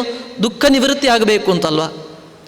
ದುಃಖ ನಿವೃತ್ತಿ ಆಗಬೇಕಿದ್ರೆ ಭಗವಂತನನ್ನು ಆಶ್ರಯಿಸಿದ್ರೆ ಆಯಿತು, ದುಃಖ ನಿವೃತ್ತಿ ಆಗ್ತದೆ ಅಂತ ಆ ಶ್ಲೋಕ ಹೇಳಲಿಕ್ಕೆ ಹೊರಟದ್ದು. ಪ್ರಸಂಗಾತ್ ಆಚಾರ್ಯರು ಮತ್ತೊಂದು ವಿಚಾರವನ್ನು ಇಲ್ಲಿ ಸ್ವೀಕಾರ ಮಾಡ್ತಾರೆ. ಅದು ಯಾವುದು ಅಂತ ಕೇಳಿದ್ರೆ ಉಪನಿಷತ್ತಿನಲ್ಲಿ ಬಂದ ವಿಚಾರ. ಆ ವಿಚಾರ ನಿನ್ನೆಯ ದಿನ ಈ ಇದೇ ವೇದಿಕೆಯಲ್ಲಿ ಪ್ರವಚನದಲ್ಲಿ ಪ್ರಸ್ತುತವಾಯಿತು. ಉದ್ದಾಲಕ ಮತ್ತು ಶ್ವೇತಕೇತುಗಳ ಸಂವಾದ ರೂಪವಾದದ್ದು. ಯದ್ಯಪಿ ಮಧ್ವಾಚಾರ್ಯರು ಆ ಸಂವಾದಕ್ಕೆ ಉಪನಿಷತ್ ಭಾಷ್ಯದಲ್ಲಿ ವ್ಯಾಖ್ಯಾನವನ್ನು ಮಾಡಿದ್ದಾರೆ. ಅದಲ್ಲದೆ ಪ್ರಕೃತ ಇಲ್ಲಿ ಸಂದರ್ಭ ಬಂತು ಅಂತ ಅಂದುಕೊಂಡು ಆ ಉಪನಿಷತ್ತಿನ ವಾಕ್ಯಕ್ಕೆ ಇಲ್ಲಿ ವ್ಯಾಖ್ಯಾನವನ್ನು ಮಾಡ್ತಾರೆ. ಮಧ್ವಾಚಾರ್ಯರ ಒಂದು ಗ್ರಂಥ ಕೇವಲ ಆ ಗ್ರಂಥಕ್ಕೆ ಮಾತ್ರ ವ್ಯಾಖ್ಯಾನ ಆಗಿರುವುದಿಲ್ಲ, ಅದು ಇನ್ನೊಂದು ಗ್ರಂಥಕ್ಕೂ ವ್ಯಾಖ್ಯಾನ ಆಗಿರ್ತದೆ. ಅಲ್ಲಿ ಹೇಳದಂತಹ ಅಂಶಗಳನ್ನು ಮಧ್ವಾಚಾರ್ಯರು ತಮ್ಮ ಗೀತಾ ತಾತ್ಪರ್ಯದಲ್ಲಿ ಹೇಕಿಕೊಂಡಿದ್ದಾರೆ, ಸೇರಿಸಿದ್ದಾರೆ. ಹೀಗೆ ಅನೇಕ ಸಂದರ್ಭಗಳು ಬರ್ತದೆ. ಮತ್ತೊಂದು ಕಡೆ ಪುರಾಣವನ್ನು ಓದುವಾಗ ನಮಗೆ ಕೃಷ್ಣಸ್ತು ಭಗವಾನ್ ಸ್ವಯಂ ಏತೆ ಸ್ವಾಂಶಕಲಾ ಪುಂಸಃ ಕೃಷ್ಣಸ್ತು ಭಗವಾನ್ ಸ್ವಯಂ ಅಂತ ಬರ್ತದೆ. ಅಲ್ಲಿ ಮಧ್ವಾಚಾರ್ಯರ ಯದ್ಯಪಿ ಭಾಗವತ ತಾತ್ಪರ್ಯ ನಿರ್ಣಯವನ್ನು ಬರೆದಿದ್ರೂ ಕೂಡ ಆ ಅಂಶದಲ್ಲಿ ಸುಮ್ಮನೆ ಕೂತಿದ್ದಾರೆ. ಎಂಥ ಈ ಮತ್ಸ್ಯಕೂರ್ಮಾದಿಗಳು ಭಗವಂತನ ಅಂಶಕಲೆಗಳಂತೆ. ನಾವು ಅನೇಕ ತಾಳಮದ್ದಲೆಗಳಲ್ಲಿ ಯಕ್ಷಗಾನಗಳಲ್ಲಿ ಈ ವಾಕ್ಯವನ್ನು ಕೇಳಿರಬಹುದು. ಉಳಿದ ಮತ್ಸ್ಯಕೂರ್ಮಾದಿ ಅವತಾರಗಳೆಲ್ಲ ಭಗವಂತನ ಅಂಶಾವತಾರಗಳು, ಕೃಷ್ಣಾವತಾರ ಮಾತ್ರ ಪೂರ್ಣಾವತಾರ ಅಂತ. ಇದನ್ನು ಯದ್ಯಪಿ ಈ ವಾಕ್ಯ ಬಂದಿರುವುದು ಭಾಗವತದಲ್ಲಿ, ಅಲ್ಲಿ ವ್ಯಾಖ್ಯಾನ ಮಾಡಬೇಕಿತ್ತು. ಆದರೆ ಆಚಾರ್ಯರು ಗೀತೆಗೆ ವ್ಯಾಖ್ಯಾನ ಮಾಡ್ತಾ ಇಲ್ಲ, ಅಲ್ಲಿ ಮತ್ಸ್ಯಕೂರ್ಮಾದಿ ಸಕಲ ರೂಪಗಳೂ ಕೂಡ ಅದು ಭಗವಂತನ ಪೂರ್ಣಾವತಾರವೇ ಆಗಿದೆ ಎಂಬುದಾಗಿ ಅನೇಕ ಬೇರೆ ಗ್ರಂಥಗಳ, ನಾವು ಕೇವಲ ಒಂದು ಗ್ರಂಥವನ್ನಿಟ್ಟುಕೊಂಡು ಮಾತಾಡುವ ಹಾಗಿಲ್ಲ. ಭಗವಂತನ ಬಗ್ಗೆ, ದೇವರ ಬಗ್ಗೆ ಅನೇಕ ಕಡೆ ಅನೇಕ ಮಾತುಗಳನ್ನು ಹೇಳಿರ್ತಾರೆ. ಎಲ್ಲ ಮಾತುಗಳನ್ನು ಕೂಡ ಪರಸ್ಪರ ಸಂಯೋಜನೆ ಮಾಡಿ ನಾವು ವ್ಯಾಖ್ಯಾನವನ್ನು ಹೇಳಬೇಕಾಗ್ತದೆ. ಆದ್ದರಿಂದ ಮಧ್ವಾಚಾರ್ಯರು ಆ ವಾಕ್ಯಕ್ಕೆ ಇಲ್ಲಿ ಇನ್ನೊಂದು ಪುರಾಣದ ವಾಕ್ಯವನ್ನು ಸೇರಿಸಿ ಅರ್ಥವನ್ನು ಹೇಳ್ತಾರೆ. ಅಲ್ಲಿ ಇದೆಲ್ಲವೂ ಕೂಡ ಭಗವಂತನ ಸ್ವರೂಪಾಂಶವೇ ಆಗಿದೆ. ಈ ಎಲ್ಲವೂ ಕೂಡ ಮತ್ಸ್ಯ, ಕೂರ್ಮ, ವರಾಹ, ನರಸಿಂಹ, ವಾಮನ, ಪರಶುರಾಮ, ರಾಮ, ವೇದವ್ಯಾಸ, ಐತರೇಯ, ಧನ್ವಂತರಿ, ಹಯಗ್ರೀವ, ಇದೆಲ್ಲವೂ ಕೂಡ ಸಾಕ್ಷಾತ್ ಭಗವಂತನೇ, ಕೃಷ್ಣನದ್ದೇ ರೂಪ ಆಗಿದೆ ಅಂತ ಅದಕ್ಕೆ ವ್ಯಾಖ್ಯಾನವನ್ನು ಮಾಡ್ತಾರೆ. ಹೀಗೆ ಮಧ್ವಾಚಾರ್ಯರ ವ್ಯಾಖ್ಯಾನ ಎಂಬುದು ಅದು ಕೇವಲ ಗೀತೆಯ ವ್ಯಾಖ್ಯಾನ ಅಲ್ಲ. ಆ ಎಲ್ಲ ವ್ಯಾಖ್ಯಾನವನ್ನು ನಾವು ಬುದ್ಧಿಸ್ತವನ್ನಾಗಿ ಮಾಡಿ ನಾವು ಇತರ ಗ್ರಂಥಗಳನ್ನು ಅಧ್ಯಯನ ಮಾಡಬೇಕಾಗ್ತದೆ. ಇನ್ನು ಮಧ್ವಾಚಾರ್ಯರ ಇಲ್ಲಿಯ ವಿಶೇಷತೆ ಅಂದರೆ ಕೇವಲ ಇಲ್ಲಿಯ ವಿಶೇಷತೆ ಅಲ್ಲ, ಎಲ್ಲ ಗ್ರಂಥಗಳಲ್ಲೂ ಹಾಗೆ. ಯಾವುದೇ ಗ್ರಂಥದ ವ್ಯಾಖ್ಯಾನವನ್ನು ಅರ್ಥ ನಿರ್ಣಯವನ್ನು ಮಾಡಬೇಕಿದ್ರೆ ಮಧ್ವಾಚಾರ್ಯರು ಅವರ ಮಾತನ್ನು ಸ್ವಲ್ಪವಾಗಿ ಹೇಳಿರ್ತಾರೆ. ಆ ಮಾತಿಗೆ ಪೂರಕವಾಗಿ ಇನ್ನಷ್ಟು ಪ್ರಮಾಣಗಳನ್ನು ಹೆಕ್ಕಿ ತೋರಿಸ್ತಾರೆ. ನಾವು ಈ ಗೀತಾ ತಾತ್ಪರ್ಯವನ್ನು ನೋಡಿದರೆ ಪ್ರಮಾಣಗಳ ರಾಶಿ, ಅನೇಕ ಪ್ರಮೇಯಗಳು. ಗೀತಾ ತಾತ್ಪರ್ಯವನ್ನು ಓದ್ತಾ ಹೋದಾಗೆ ಅನೇಕ ರತ್ನಗಳು ಸಿಕ್ಕಿದಷ್ಟು ಸಂತೋಷ ಆಗ್ತದೆ. ಅಂತಹ ಅನೇಕ ಪ್ರಮೇಯಗಳ ಗೂಡು ಈ ಗೀತಾ ತಾತ್ಪರ್ಯ. ಯಾರು ಗೀತಾದಿ ಶಾಸ್ತ್ರಗಳ ಅಧ್ಯಯನವನ್ನು ಮಾಡಲಿಕ್ಕೆ ಬಯಸ್ತಾನೋ ಅವನು ಅವಶ್ಯವಾಗಿ ಈ ಗೀತಾ ತಾತ್ಪರ್ಯವನ್ನು ನೋಡಲೇಬೇಕಾಗ್ತದೆ. ಅನೇಕ ಪ್ರಮಾಣಗಳು ಸಂಗ್ರಹ ಇಲ್ಲಿ ಸಿಗ್ತಾ ಇದೆ. ಹಾಗೆ ಎಲ್ಲ ಇಲ್ಲಿ ಗೀತೆಯ ವ್ಯಾಖ್ಯಾನದಲ್ಲೂ ಕೂಡ ಮಧ್ವಾಚಾರ್ಯರು ತಾವು ಹೇಳಿದಂತಹ ಅರ್ಥ ನಿರ್ಣಯಕ್ಕೆ ಪೂರಕವಾದ ಪ್ರಮಾಣಗಳನ್ನು ಇಲ್ಲಿ ಕೊಟ್ಟಿದ್ದಾರೆ. ಇನ್ನು ಗೀತೆಯಲ್ಲಿ ಮತ್ತೊಂದು ವಾಕ್ಯ ಬರ್ತದೆ. ತ್ರೈಗುಣ್ಯ ವಿಷಯ ವೇದ ನಿಸ್ತ್ರೈಗುಣ್ಯೋ ಭವಾರ್ಜುನ ನಿರ್ದ್ವಂದ್ವೋ ನಿತ್ಯ ಸತ್ವಸ್ಥೋ ನಿರ್ಯೋಗಕ್ಷೇಮ ಆತ್ಮವಾನ್. ತ್ರೈಗುಣ್ಯ ವಿಷಯ ವೇದಾಹ, ವೇದಗಳು ಏನನ್ನು ಹೇಳ್ತಾ ಇದ್ದಾವೆ ಅಂದರೆ ತ್ರೈಗುಣ್ಯ, ತ್ರಿಗುಣಗಳ ಬಗ್ಗೆ ಹೇಳ್ತಾ ಇದೆ. ನಿಸ್ತ್ರೈಗುಣ್ಯೋ ಭವ ಅರ್ಜುನ, ಅರ್ಜುನ ನೀನು ತ್ರಿಗುಣ ಸಂಬಂಧಿ ಆಗಬೇಡ. ಅಂದರೆ ವೇದ ತ್ರಿಗುಣಗಳನ್ನು ಹೇಳ್ತಾ ಇದೆ, ನೀನು ತ್ರಿಗುಣಗಳನ್ನು ಸಂಪರ್ಕ ಇಟ್ಕೊಳ್ಬೇಡ ಅಂದರೆ ವೈದಿಕನಾಗಬೇಡ ಅಂತ ಹೇಳಿದ ಹಾಗೆ ಕಾಣ್ತದೆ. ಯದ್ಯಪಿ ವೇದ ಎಂಬುದು ಸರ್ವರಿಂದಲೂ ಕೂಡ ಆಸ್ತಿಕರಿಂದ ಗ್ರಾಹ್ಯವೇ ಆಗಿದೆ. ಆದ್ದರಿಂದ ನಿಸ್ತ್ರೈಗುಣ್ಯೋಭವ ಅಂದರೆ ವೇದವನ್ನು ಸ್ವೀಕಾರ ಮಾಡಬೇಡ ಅಂತ ಅರ್ಜುನನಿಗೆ ಹೇಳಿದ ಹಾಗೆ ಕಾಣ್ತದಲ್ವ. ಅಂದರೆ ಭಾಷ್ಯದಲ್ಲಿ ಮತ್ತೊಂದು ರೀತಿಯಾಗಿ ವ್ಯಾಖ್ಯಾನ ಮಾಡ್ತಾರೆ, ಇಲ್ಲೊಂದು ರೀತಿಯಾಗಿ ವ್ಯಾಖ್ಯಾನ ಮಾಡ್ತಾರೆ. ಇಲ್ಲಿ ತ್ರೈಗುಣ್ಯ ವಿಷಯ ಶಬ್ದಕ್ಕೆ ಒಂದು ಹೊಸ ಅರ್ಥವನ್ನು ಕೊಡ್ತಾರೆ ಮಧ್ವಾಚಾರ್ಯರು. ಅವರು ಶಬ್ದಗಳನ್ನು ಒಡೆಯುವಂತಹ ಕ್ರಮವನ್ನು ನಾವು ಮಧ್ವಾಚಾರ್ಯರಿಂದಲೇ ಕಲಿತುಕೊಳ್ಬೇಕು. ಅವರು ಹೇಳ್ತಾರೆ, ತ್ರೈಗುಣ್ಯಾಖ್ಯ ವಿಷಂ ಯಾಪಯಂತಿ ಇತಿ ತ್ರೈಗುಣ್ಯ ವಿಷಯ. ತ್ರೈಗುಣ್ಯ ಎಂಬ ವಿಷವನ್ನು ಕೊಡಿಸ್ತವೆ ಈ ವೇದಗಳು. ವೇದಗಳು ವಿಷ ಕುಡಿಸ್ತವಂತೆ. ಯಾವ ವಿಷ ಅಂದರೆ ತ್ರೈಗುಣ್ಯ ಎಂಬ ವಿಷ. ತ್ರೈಗುಣ್ಯ ಅಂದರೆ ಈ ಸಾತ್ವಿಕ, ರಾಜಸ, ತಾಮಸ ಈ ಮೂರು ಗುಣಗಳಿಂದ ಹುಟ್ಟಿದಂತಹ ವಿಷಯ ಪದಾರ್ಥಗಳು. ಈ ಜಗತ್ತೆಲ್ಲವೂ ಕೂಡ ತ್ರೈಗುಣ್ಯ. ಸಾಮಾನ್ಯವಾಗಿ ವೇದವನ್ನು ನೋಡಿದಾಗ ಈ ಲೌಕಿಕ ಪದಾರ್ಥಗಳ ಬಗ್ಗೆ, ಸ್ವರ್ಗಾದಿ ಲೋಕಗಳ ಬಗ್ಗೆ, ಯಜ್ಞಗಳನ್ನು ಮಾಡುವ ಬಗ್ಗೆ, ಐಹಿಕ ಫಲವನ್ನು ಕೊಡುವಂತಹ ಕರ್ಮಗಳ ಬಗ್ಗೆ ಹೇಳಿದ ಹಾಗೆ ಕಾಣುತ್ತದೆ. ಆದರೆ ಯದ್ಯಪಿ ವೇದ ಅದನ್ನು ಹೇಳುವುದಲ್ಲ. ವೇದ ಎಲ್ಲವೂ ಕೂಡ ವಾಸುದೇವ ಪರಾವೇದ ಅಂತ ಹೇಳಿದ ಹಾಗೆ ವೇದ ಸಂಪೂರ್ಣವಾಗಿ ಒಂದೊಂದು ಅಕ್ಷರ, ಶಬ್ದ, ವಾಕ್ಯ, ಪ್ರಕರಣ ಸಮಸ್ತ ವೇದವು ಕೂಡ ಭಗವಂತನ ಗುಣಪೂರ್ಣತ್ವವನ್ನು ಹೇಳುವಂಥದ್ದು. ಆದ್ದರಿಂದ ನಿಸ್ತ್ರೈಗುಣ್ಯೋ ಭವ ಅರ್ಜುನ ಅಂದರೆ ನೀನು ಆ ತ್ರೈಗುಣ್ಯಗಳುಳ್ಳವನಾಗಬೇಡ. ವೇದ ಹೇಳ್ತಾ ಇರತಕ್ಕಂತಹ ಈ ಮೇಲ್ಮೈಯ ಅರ್ಥವನ್ನು ಬಿಡು. ಮತ್ತೆ ನಿರ್ದ್ವಂದ್ವೋ ನಿತ್ಯ ಸತ್ವಸ್ಥ. ನಿತ್ಯ ಸತ್ವಸ್ಥ ಎಂಬ ವಾಕ್ಯಕ್ಕೆ ಮಧ್ವಾಚಾರ್ಯರು ವ್ಯಾಖ್ಯಾನ ಮಾಡ್ತಾ ನಿತ್ಯವೂ ಕೂಡ ಪರಮಾತ್ಮನಿಷ್ಠನಾಗು. ಆದ್ದರಿಂದ ವೇದ ಹೇಳ್ತಾ ಇರತಕ್ಕಂತಹ ಪರಮಾತ್ಮ ಎಂಬ ಏನರ್ಥ ಇದೆ, ನೀನು ಅದರಲ್ಲೇ ಲೀನನಾಗು, ಹೊರತು ತ್ರೈಗುಣ್ಯ ವಿಷಯ ಆಗಬೇಡ, ತ್ರೈಗುಣ್ಯ ಎಂಬ ವಿಷವನ್ನು ಹೊಂದುವವನಾಗಬೇಡ ಅಂತ ಅರ್ಥವನ್ನಿಲ್ಲಿ ಕೊಟ್ಟಿದ್ದಾರೆ. ನಿರ್ದ್ವಂದ್ವೋ ನಿತ್ಯ ಸತ್ವಸ್ಥೋ ನಿರ್ಯೋಗ. ನಿರ್ಯೋಗಕ್ಷೇಮ. ಯೋಗಕ್ಷೇಮಂ ವಹಾಮ್ಯಹಂ ಅಂತ ಒಂದು ಮಾತು ಲೋಕಪ್ರಸಿದ್ಧವಾದದ್ದು. ಅದು ಹೇಳಿದ್ದೆ ಯದ್ಯಪಿ ಕೃಷ್ಣ. ಏನು ಯೋಗಕ್ಷೇಮಂ ವಹಾಮ್ಯಹಂ? ಯೋಗ ಅಂದರೆ ಅಪ್ರಾಪ್ತಸ್ಯ ಪ್ರಾಪ್ತಿ, ಪ್ರಾಪ್ತಸ್ಯ ಪರಿರಕ್ಷಣಂ ಕ್ಷೇಮ. ಸಿಗದೇ ಇದ್ದದ್ದರ ಪ್ರಾಪ್ತಿಯೇ ಯೋಗ, ಸಿಕ್ಕಿದ್ದರ ಉಳಿಯುವಿಕೆಯೇ ಕ್ಷೇಮ.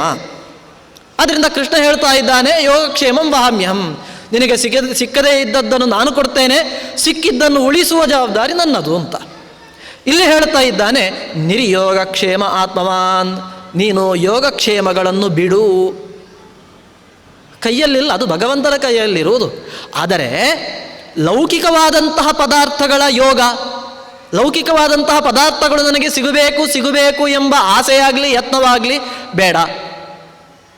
ಇನ್ನು ಕ್ಷೇಮ, ಪ್ರಾಪ್ತಸ್ಯ ಪರಿರಕ್ಷಣ, ಏನೋ ದೇವರ ದಯದಿಂದ ಒಂದಷ್ಟು ಸಂಪತ್ತು ಒಟ್ಟಾಗಿದೆ, ಏನೋ ಒಂದಷ್ಟು ಆಸ್ತಿ ಸಿಕ್ಕಿದೆ, ಅದನ್ನು ಪರಿರಕ್ಷಣೆ ಮಾಡುವುದರಲ್ಲೇ ಕಾಲ ಕಳೆಯುವುದು ಬೇಡ.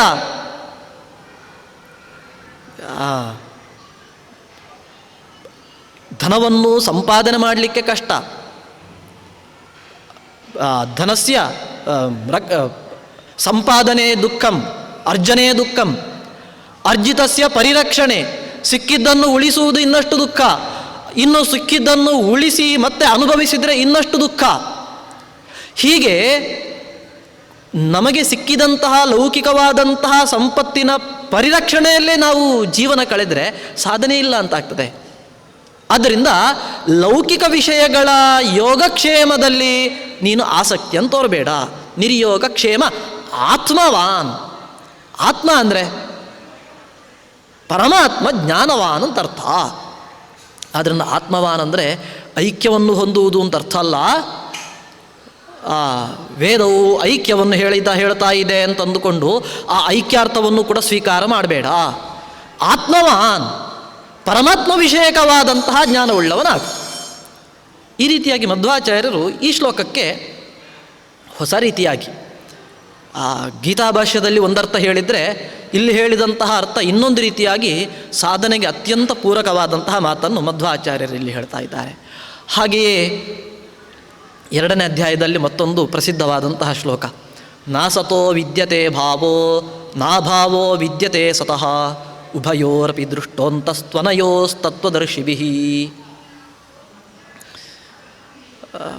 ಗೀತಾಭಾಷ್ಯದಲ್ಲಿ ಒಂದು ರೀತಿಯ ವ್ಯಾಖ್ಯಾನ, ಗೀತಾ ತಾತ್ಪರ್ಯದಲ್ಲಿ ಮತ್ತೊಂದು ರೀತಿಯ ವ್ಯಾಖ್ಯಾನ. ಇಲ್ಲಿ ಅಸತಃ ಅಂದರೆ ಅಸತ್ಕರ್ಮಣ ಅಭಾವ ನಾಸ್ತಿ, ಅಸತ್ಕರ್ಮಣ ಭಾವ ನಾಸ್ತಿ, ಸತ್ಕರ್ಮಣ ಅಭಾವ ನಾಸ್ತಿ. ನಾಸತೋ ವಿದ್ಯತೆ ಭಾವ. ಅಸತ್ ಅಂದರೆ ಅಸತ್ಕರ್ಮ ಅಂತರ್ಥ, ಅಸತ್ಕರ್ಮದಿಂದ ಭಾವ ಒಳಿತು ಅದು ಇಲ್ಲ. ನಾ ಅಭಾವ ವಿದ್ಯತೆ ಸತಃ. ಅಭಾವ ಅಂದರೆ ಸತಃ ಒಳ್ಳೆಯದರಿಂದ ಅಭಾವ ಕೆಡುಕು ಎಂಬುದಿಲ್ಲ. ಈ ಅರ್ಥವನ್ನು ಕೊಟ್ಟದ್ದು ಮಧ್ವಾಚಾರ್ಯರು. ಈ ಅಸತ್ ಶಬ್ದಕ್ಕೆ ಅಸತ್ಕರ್ಮ, ಸತ್ ಶಬ್ದಕ್ಕೆ ಸತ್ಕರ್ಮ ಎಂಬ ಅರ್ಥ ಇದು ಮಧ್ವಾಚಾರ್ಯರು ಕೊಟ್ಟದ್ದು. ಮಧ್ವಾಚಾರ್ಯರಲ್ಲಿ ಈ ಗೀತೆಯ ಮೂಲಕ ಏನು ಸಂದೇಶವನ್ನು ಕೊಡ್ತಾ ಇದ್ದಾರೆ ಅಂತಂದರೆ, ಯಾವನೇ ಆಗಲಿ ಅವನು ಅಸತ್ಕರ್ಮವನ್ನು ಮಾಡಿದ ಅಂದರೆ ನಾವು ಅಂದ್ಕೊಳ್ಬಹುದು, ನೋಡ್ರಿ ಎಷ್ಟು ಅನ್ಯಾಯ ಮಾಡ್ತಾ ಇದ್ದಾರೆ, ಆದರೆ ಅವರಿಗೆ ಏನಾದರೂ ಆಗಿದೆ, ಒಂದು ಅಪಘಾತ ಆಗಲಿಲ್ಲ, ರೋಗ ಬರಲಿಲ್ಲ, ಸಂಪತ್ತು ಕಳೆದು ಹೋಗಲಿಲ್ಲ, IT ಅವರು ದಾಳಿ ಮಾಡಲಿಲ್ಲ, ಏನಾಗಲಿಲ್ಲ, 3 ಹೊತ್ತು ಚೆನ್ನಾಗಿ ತಿಂತಾ ಇದ್ದಾನೆ, ಆದರೆ ಮಾಡಿದ್ದು ಕೆಟ್ಟ ಕೆಲಸ. ದೇವರು ಒಳ್ಳೆಯವರಿಗೆ ಶಿಕ್ಷೆ ಕೊಡೋದು, ಕೆಟ್ಟವರಿಗೆ ಶಿಕ್ಷೆಯನ್ನೇ ಕೊಡುವುದಿಲ್ಲ ಅಂತಂದರೆ ಅದಕ್ಕೆ ಕೃಷ್ಣ ಹೇಳ್ತಾನೆ, ನಾಸತೋ ವಿದ್ಯತೆ ಭಾವ. ಅಸತ್ಕರ್ಮವನ್ನು ಮಾಡಿದ್ದಾನೆ ಅಂದರೆ ಅದರಿಂದ ಭಾವ ಒಳಿತು ಎಂಬುದಿಲ್ಲ. ಇವತ್ತು ತಿಂತ ಇದ್ದಾನೆ, ಒಳ್ಳೆಯ ಸುಖವನ್ನು ಅನುಭವಿಸ್ತಾ ಇದ್ದಾನೆ ಅಂದರೆ ಯಾವತ್ತೋ ಕೂಡಿಟ್ಟಂತಹ ಪುಣ್ಯ ಎಂಬ ಸಂಪತ್ತಿನಿಂದ, ಇವತ್ತು ಸಂಪಾದನೆ ಮಾಡಿದಂತಹ ದುಷ್ಕರ್ಮದಿಂದ ಅವನಿಗೆ ಒಳ್ಳೆಯದಾಗುವುದಿಲ್ಲ. ಮತ್ತೆ ಅವನು ಅಸಲು ಬಡ್ಡಿ ಸೇರಿ ತಿನ್ನಲಿಕ್ಕಿದ್ದಾನೆ. ಹಾಗೆ ಇನ್ನು ಕೆಲವು ಬಾರಿ ನಮಗೆ ಒಳ್ಳೆಯ ಕೆಲಸ ಮಾಡಿದಾಗಲೂ ಬೆನ್ನಿಂದ ಬೆನ್ನಿಗೆ ಪೆಟ್ಟು ಬಿದ್ದಾಗ ಎಷ್ಟು ಒಳ್ಳೆಯ ಕೆಲಸ ಮಾಡಿದ್ರೇನು, ನಮಗಂತೂ ಈ ಜನ್ಮದಲ್ಲಿ ಒಳ್ಳೆಯದಾಗಲೇ ಇಲ್ಲ, ಈ ಒಳ್ಳೆಯ ಕೆಲಸವನ್ನು ಮಾಡುವುದೆಲ್ಲ ವ್ಯರ್ಥ ಅಂತ ಅಂದುಕೊಂಡ್ರೆ, ನಾಭಾವೋ ವಿದ್ಯತೆ ಸತಃ. ಸತ್ಕರ್ಮವನ್ನು ಮಾಡಿದರೆ ಅವನಿಗೆ ಕೆಡುಕಿಲ್ಲ, ಅಂತತಃ ಕೆಡುಕಿಲ್ಲ. ಅನೇಕ ರೀತಿಯಾದಂತಹ ಸವಾಲುಗಳು ಬರ್ಬೋದು. ಯಾರಿಗೆ ಬರಲಿಲ್ಲ? ಧ್ರುವನಿಗೆ ಬರಲಿಲ್ವಾ? ಪ್ರಹ್ಲಾದನಿಗೆ ಬರಲಿಲ್ವಾ? ಪಾಂಡವರಿಗೆ ಬರಲಿಲ್ವಾ? ಆದ್ದರಿಂದ ಒಳ್ಳೆಯ ಕೆಲಸ ಮಾಡುವವರಿಗೆ ದುಃಖಗಳು ಬರುವುದು ಸಹಜ, ಕಷ್ಟಗಳು. ಯಾಕೆ ಕಷ್ಟಗಳು ಬರ್ತದೆ ಅಂತಂದರೆ, ಆ ಕಷ್ಟಗಳನ್ನೆಲ್ಲ ಎದುರಿಸುವಂತಹ ಸಾಮರ್ಥ್ಯ ಅವನಲ್ಲಿದೆ. ಕಷ್ಟ ಬಂದರೂ ಕೂಡ ಈತ ದಾರಿ ತಪ್ಪಿ ಹೋಗುವುದಿಲ್ಲ ಎಂಬ ಧೈರ್ಯದಿಂದ ಭಗವಂತ ನಮಗೆ ಕಷ್ಟಗಳನ್ನು ಕೊಡ್ತಾನೆ. ಆದ್ದರಿಂದ ಕೃಷ್ಣ ಹೇಳ್ತಾ ಇದ್ದಾನೆ, ನಾಭಾವೋ ವಿದ್ಯತೆ ಸತಃ. ಕೃಷ್ಣ ಈ ಅರ್ಥದಿಂದ ಈ ಮಾತನ್ನು ಹೇಳಿದ್ದಾನೆ ಅಂತ ತೋರಿಸಿಕೊಡ್ತಾ ಇರುವವರು ಮಧ್ವಾಚಾರ್ಯರು. ಸತ್ ಶಬ್ದಕ್ಕೆ ಅಸತ್ಕರ್ಮ, ಸತ್ಕರ್ಮ ಎಲ್ಲಿದೆ ಅರ್ಥ? ಅದಕ್ಕೆ ಮಧ್ವಾಚಾರ್ಯರು ಕೇವಲ ವ್ಯಾಖ್ಯಾನ ಮಾಡಿದ್ದಲ್ಲದೆ ಅದಕ್ಕೆ ಪ್ರಮಾಣ ಶ್ಲೋಕವನ್ನು ಕೂಡ ತನ್ನ ಗೀತಾ ತಾತ್ಪರ್ಯದಲ್ಲಿ ಕೊಟ್ಟಿದ್ದಾರೆ. ಸದ್ಭಾವೇ ಸಾಧುಭಾವೇ ಚ ಸದಿತ್ಯೇತತ್ ಪ್ರಯುಜ್ಯತೆ ಇತ್ಯಾದಿ ಪ್ರಮಾಣ ವಾಕ್ಯಗಳಿಂದ. ಹೀಗೆ ನಾವು ನೋಡ್ತಾ ಹೋದರೆ ಅನೇಕ ಶ್ಲೋಕಗಳು ಅನೇಕ ಮುಖದಲ್ಲಿ ತೆರೆದುಕೊಳ್ತವೆ ಎಂಬುದನ್ನು ಮಧ್ವಾಚಾರ್ಯರು ಮಾರ್ಗದರ್ಶನ ಮಾಡಿ ತೋರಿಸಿಕೊಟ್ಟಿದ್ದಾರೆ. ಹಾಗೆ ಅಂತ ಅಂದುಕೊಂಡು ಎಲ್ಲ ಗೀತೆಯ ವಾಕ್ಯಕ್ಕೂ ವ್ಯಾಖ್ಯಾನ ಮಾಡಬೇಕು ಎಂಬ ಆ ಹಂಬಲ ಆಗಲಿ ಅಥವಾ ಆ ಪ್ರತಿಜ್ಞೆ ಆಗಲಿ ಮಧ್ವಾಚಾರ್ಯರಲ್ಲಿಲ್ಲ. ಯಾವ ಶ್ಲೋಕದ ಅರ್ಥ ವಿಪರೀತವಾಗಿ ಬರಲಿಕ್ಕೂ ಸಾಧ್ಯ ಇದೆಯೋ ಅಥವಾ ಎಲ್ಲಿ ವ್ಯಾಖ್ಯಾನದ ಅಪೇಕ್ಷೆ ಅತ್ಯಂತ ಇದ್ದೇ ಇದೆಯೋ ಅಲ್ಲೆಲ್ಲ ಮಧ್ವಾಚಾರ್ಯರು ವ್ಯಾಖ್ಯಾನವನ್ನು ಮಾಡ್ತಾ ಹೋಗಿದ್ದಾರೆ. ಹೀಗೆ ಗೀತಾ ತಾತ್ಪರ್ಯದ ಕೆಲವೊಂದು ವೈಶಿಷ್ಟ್ಯವನ್ನು ಹೇಳಿ, ವಿಶೇಷವಾಗಿ ಈಗ ನವರಾತ್ರಿಯ ಸಂದರ್ಭ ಆದ್ದರಿಂದ ಲಕ್ಷ್ಮೀ ಚಿಂತನೆಯನ್ನು ನಡೆಸಬೇಕು. ಲಕ್ಷ್ಮೀ ಚಿಂತನೆಯನ್ನು ಎಲ್ಲ ಕಡೆಯೂ ಕೂಡ ನಡೆಸ್ತಾರೆ, ಎಲ್ಲ ಕಡೆಯೂ ಕೂಡ ಲಕ್ಷ್ಮೀ ಪೂಜಾದಿಗಳು ನಡೀತದೆ. ಹಾಗಾದರೆ ಗೀತೆಯಲ್ಲಿ ಲಕ್ಷ್ಮೀ ಆರಾಧನೆ ಬಗ್ಗೆ ಏನು ಹೇಳಿದ್ದಾರೆ ಅಂತ ನೋಡಲಿಕ್ಕೆ ಹೋದರೆ 11ನೇ ಅಧ್ಯಾಯದಲ್ಲಿ 12ನೇ ಅಧ್ಯಾಯದಲ್ಲಿ ಅರ್ಜುನ ಪ್ರಶ್ನೆ ಮಾಡ್ತಾನೆ. ಏವಂ ಸತತಯುಕ್ತಾಯೇ ಭಕ್ತಾಸ್ತ್ವಾಂ ಪರ್ಯುಪಾಸತೆ ಯೇ ಚಾಪ್ಯಕ್ಷರಮವ್ಯಕ್ತಂ ತೇಷಾಂಕೆ ಯೋಗವಿತ್ತಮಾಃ. 11ನೇ ಅಧ್ಯಾಯದಲ್ಲಿ ಭಗವಂತನ ವಿಶ್ವರೂಪ ದರ್ಶನವನ್ನು ಭಗವಂತ ಮಾಡಿಸಿದ್ದಾನೆ. ಅರ್ಜುನ ಕೇಳ್ತಾ ಇದ್ದಾನೆ, ಏವಂ ಸತತಯುಕ್ತಾಯೇ, ನೀನು ಈ ರೀತಿಯಾಗಿ ಇನ್ನು ಮಹಾತ್ಮೆಯನ್ನು ಏನು ಹೇಳಿದ್ದಿ, ಆ ರೀತಿಯಾಗಿ ಉಪಾಸನೆ ಮಾಡುವವರು ಕೆಲವರು. ಏವಂ ಸತತಯುಕ್ತಾಯೇ ತ್ವಾಂ ಪರ್ಯುಪಾಸತೆ, ನಿನ್ನನ್ನು ಕೆಲವರು ಈ ರೀತಿಯಾಗಿ ಉಪಾಸನೆ ಮಾಡ್ತಾರೆ. ಇನ್ನು ಯೇ ಚಾಪಿ ಅಕ್ಷರಂ ಅವ್ಯಕ್ತಂ, ಅಕ್ಷರ ಶಬ್ದವಾಚ್ಯಳಾದ ಅವ್ಯಕ್ತ. ಅವ್ಯಕ್ತ ಅಂದರೆ ವ್ಯಕ್ತವಾಗದ್ದು ಯಾವುದು? ಅವ್ಯಕ್ತ ಶಬ್ದವನ್ನು ಅನೇಕ ಕಡೆಗಳಲ್ಲಿ ಶಾಸ್ತ್ರದಲ್ಲಿ ಲಕ್ಷ್ಮಿಯ ಪರವಾಗಿ ಹೇಳಿದ್ದಾರೆ. ಅವ್ಯಕ್ತಾತ್ ಪುರುಷಃ ಪರಃ. ಅವ್ಯಕ್ತ ಶಬ್ದ ಲಕ್ಷ್ಮಿಯನ್ನೇ ಹೇಳುವಂಥದ್ದು. ಪ್ರಕೃತಿ, ಅವ್ಯಕ್ತ ಇದೆಲ್ಲವೂ ಕೂಡ ಲಕ್ಷ್ಮೀ ವಾಚಕ ಶಬ್ದ. ಅವ್ಯಕ್ತ ಎಂಬ ಶಬ್ದವು ಕೂಡ ಮತ್ತೆ ಲಕ್ಷ್ಮೀ ವಾಚಕ ಎಂಬುದಾಗಿ ಮಧ್ವಾಚಾರ್ಯರಲ್ಲಿ ಪ್ರಮಾಣ ಪುರಸ್ಸರವಾಗಿ ತೋರಿಸಿಕೊಟ್ಟಿದ್ದಾರೆ. ಅಂತೂ ನಾವು ಅವ್ಯಕ್ತ ಶಬ್ದಕ್ಕೆ ಲಕ್ಷ್ಮಿಯೇ ಅರ್ಥ ಅಂತ ಸಿದ್ಧವಾಗಿದೆ ಅಂತ ಇಟ್ಕೊಂಡು ಏಚಾಪಿ ಅಕ್ಷರಂ ಅವ್ಯಕ್ತಂ ಪರ್ಯುಪಾಸತೆ. ಈಗ ಈ ಎರಡರಲ್ಲಿ, ನಿನ್ನನ್ನು ಆರಾಧನೆ ಮಾಡುವವರಲ್ಲಿ ಮತ್ತು ಲಕ್ಷ್ಮಿಯನ್ನು ಆರಾಧನೆ ಮಾಡುವವರಲ್ಲಿ ಯಾರು ಶ್ರೇಷ್ಠರು? ಯಾಕೆ ಉಪಾಸನೆ ಮಾಡ್ತಾರೆ? ಅದಕ್ಕೆ ವೇದ ಹೇಳ್ತದೆ, ಶ್ರಿಯೇ ಜಾತ ಶ್ರಿಯ ನಿರೇಯಾಯ. ನಾನು ಯಾಕೆ ಹುಟ್ಟಿದ್ದು? ಶ್ರಿಯೇ, ಲಕ್ಷ್ಮಿಗೋಸ್ಕರ, ದುಡ್ಡಿಗೋಸ್ಕರ ಅಲ್ಲ, ಲಕ್ಷ್ಮಿಯ ಆರಾಧನೆಗೋಸ್ಕರ. ಶ್ರಿಯೇ ಜಾತಃ ಶ್ರಿಯ ನಿರೇಯಾಯ. ಶ್ರೀಗೋಸ್ಕರ ಮನೆಯಿಂದ ಹೊರ ಬಂದೆ. ಎಲ್ಲಿ? ದುಡ್ಡು ಮಾಡುವುದಕ್ಕೋಸ್ಕರ ಮನೆಯಿಂದ ಹೊರ ಬಂದೆ ಅಂತಲ್ಲ, ಆ ಲಕ್ಷ್ಮಿಯನ್ನು ತಿಳಿಯುವುದಕ್ಕೋಸ್ಕರ ಮನೆಯಿಂದ ಹೊರ ಬಂದೆ, ಗುರುಕುಲವನ್ನು ಸೇರಿದೆ. ಶ್ರಿಯೇ ಜಾತಶ್ರಿಯ ನಿರೇಯಾಯ ಶ್ರಿಯಂ ವಸಾನ ಅಮೃತತ್ವಂ. ಇನ್ನು ಶ್ರೀಯನ್ನು, ಲಕ್ಷ್ಮಿಯನ್ನು ಯಾರು ಉಪಾಸನೆ ಮಾಡ್ತಾರೆ ಅವರು ಅಮೃತತ್ವವನ್ನು ಹೊಂದುತ್ತಾರೆ ಅಂತ ವೇದ ಹೇಳ್ತಾ ಇದೆ. ಶ್ರಿಯಂವಯೋ ಜರಿತೃಭ್ಯೋ ದದಾತಿ ಶ್ರಿಯಂ ವಸಾನ ಅಮೃತತ್ವಮಾಯಂ. ಅಮೃತತ್ವವನ್ನು ಹೊಂದುತ್ತಾನೆ. ಇದು ವೇದವೇ ಹೇಳ್ತಾ ಇರತಕ್ಕಂತಹ ಸಂಗತಿ. ಅಂದರೆ ಲಕ್ಷ್ಮಿಯ ಉಪಾಸನೆಯಿಂದ ಮೋಕ್ಷ ಎಂಬುದು ಸಿಗ್ತದೆ. ಇನ್ನು ಉಪಾಸಿತ ಮುಕ್ತಿದ ಸದ್ಯ ಏವ ಹ್ಯಸ್ಯೇಷಾನ ಜಗತೋ ವಿಷ್ಣು ಪತ್ನಿ ಯಾ ಶ್ರೀರ್ಲಕ್ಷ್ಮೀ ಚಾಪಲಾ ಚಾಂಬಿಕೆ ಔಪಲಾ ಚಾಂಬಿಕೇತಿ ಹ್ರೀಶ್ರೀತ್ಯುಕ್ತ ಸಂವಿದಗ್ರ್ಯಾ ಸುವಿದ್ಯಾ. ಇದು ಇನ್ನೊಂದು ಉಪಲಬ್ಧ ಇಲ್ಲದಂತಹ ವೇದದ ಮಾತು. ಇಲ್ಲಿ ಉಪಾಸಿತ ಮುಕ್ತಿದ ಸದ್ಯ ಏವ, ಲಕ್ಷ್ಮಿಯನ್ನು ಉಪಾಸನೆ ಮಾಡಿದರೆ ಆಕೆ ಸದ್ಯ ಏವ ಮುಕ್ತಿದ. ಅಸ್ಯ ಈಶಾನ, ಅವಳು ಎಂಥವಳು? ಇಡೀ ಜಗತ್ತಿಗೆ ಒಡತಿ. ಅಸ್ಯ ಜಗತಃ ಈಶಾನ, ಮತ್ತೆ ವಿಷ್ಣು ಪತ್ನಿ. ಯಾಕೆ ಅವಳು ಮುಕ್ತಿಯನ್ನು ಕೊಡ್ತಾಳೆ ಅಂದರೆ ಅವಳಿಗಿಂತ ದೊಡ್ಡವರು ಇನ್ಯಾರಿದ್ದಾರೆ? ಪರಮ ಪುರುಷನಾದಂತಹ ವಿಷ್ಣುವಿನ ಪತ್ನಿಯೇ ಆಗಿದ್ದಾಳೆ. ಈ ರೀತಿಯಾಗಿ ವೇದ ಹೇಳ್ತಾ ಇದೆ. ಆದ್ದರಿಂದ ಮೋಕ್ಷಕ್ಕೋಸ್ಕರ ಭಗವಂತನ ಆರಾಧನೆ ಅಂತಾದರೆ ಆ ಮೋಕ್ಷ ಲಕ್ಷ್ಮಿಯ ಉಪಾಸನೆಯಿಂದಲೂ ಕೂಡ ಸಿಗ್ತಾ ಇದೆ. ಆದ್ದರಿಂದ ನಿನ್ನ ಉಪಾಸನೆ ಒಳ್ಳೆಯದ ಅಥವಾ ಲಕ್ಷ್ಮಿಯ ಉಪಾಸನೆ ಒಳ್ಳೆಯದಾ ಅಂತ ಅರ್ಜುನನ ಮಾತಿನ ಅಭಿಪ್ರಾಯ. ಅದಕ್ಕೆ ಕೃಷ್ಣ ಹೇಳ್ತಾನೆ, ಕ್ಲೇಶೋ ಅಧಿಕತರಸ್ತೇಷಾಂ ಅವ್ಯಕ್ತಾಸಕ್ತಚೇತಸಾಂ. ಲಕ್ಷ್ಮಿಯ ಉಪಾಸನೆ ಮಾಡ್ಬೋದು, ಸತ್ಫಲಗಳು ಸಿಗ್ಬೋದು, ಮುಕ್ತಿಯೂ ಸಿಗ್ಬೋದು. ಆದರೆ ಆಕೆ ಕೇವಲ ತನ್ನ ಉಪಾಸನೆಯಿಂದಾಗಿ ಮುಕ್ತಿಯನ್ನು ಕೊಡುವುದಲ್ಲ, ಲಕ್ಷ್ಮಿಯ ಉಪಾಸನೆಯನ್ನು ಮಾಡಿಯೂ ಭಗವಂತನ ಉಪಾಸನೆಯನ್ನು ಮಾಡಲೇಬೇಕು. ಲಕ್ಷ್ಮಿಯ ಉಪಾಸನೆ ಎಲ್ಲಿಯ ತನಕ ಅಂದರೆ ಅದು ಏನನ್ನು ಕೊಡ್ತದೆ? ನೇರವಾಗಿ ಮುಕ್ತಿಯನ್ನೇ ಕೊಡುವುದಲ್ಲ, ಭಗವಂತನ ಉಪಾಸನೆಗೆ ಆನುಕೂಲ್ಯವನ್ನು ಕೊಡುವಂಥದ್ದು ಲಕ್ಷ್ಮಿಯ ಉಪಾಸನೆ.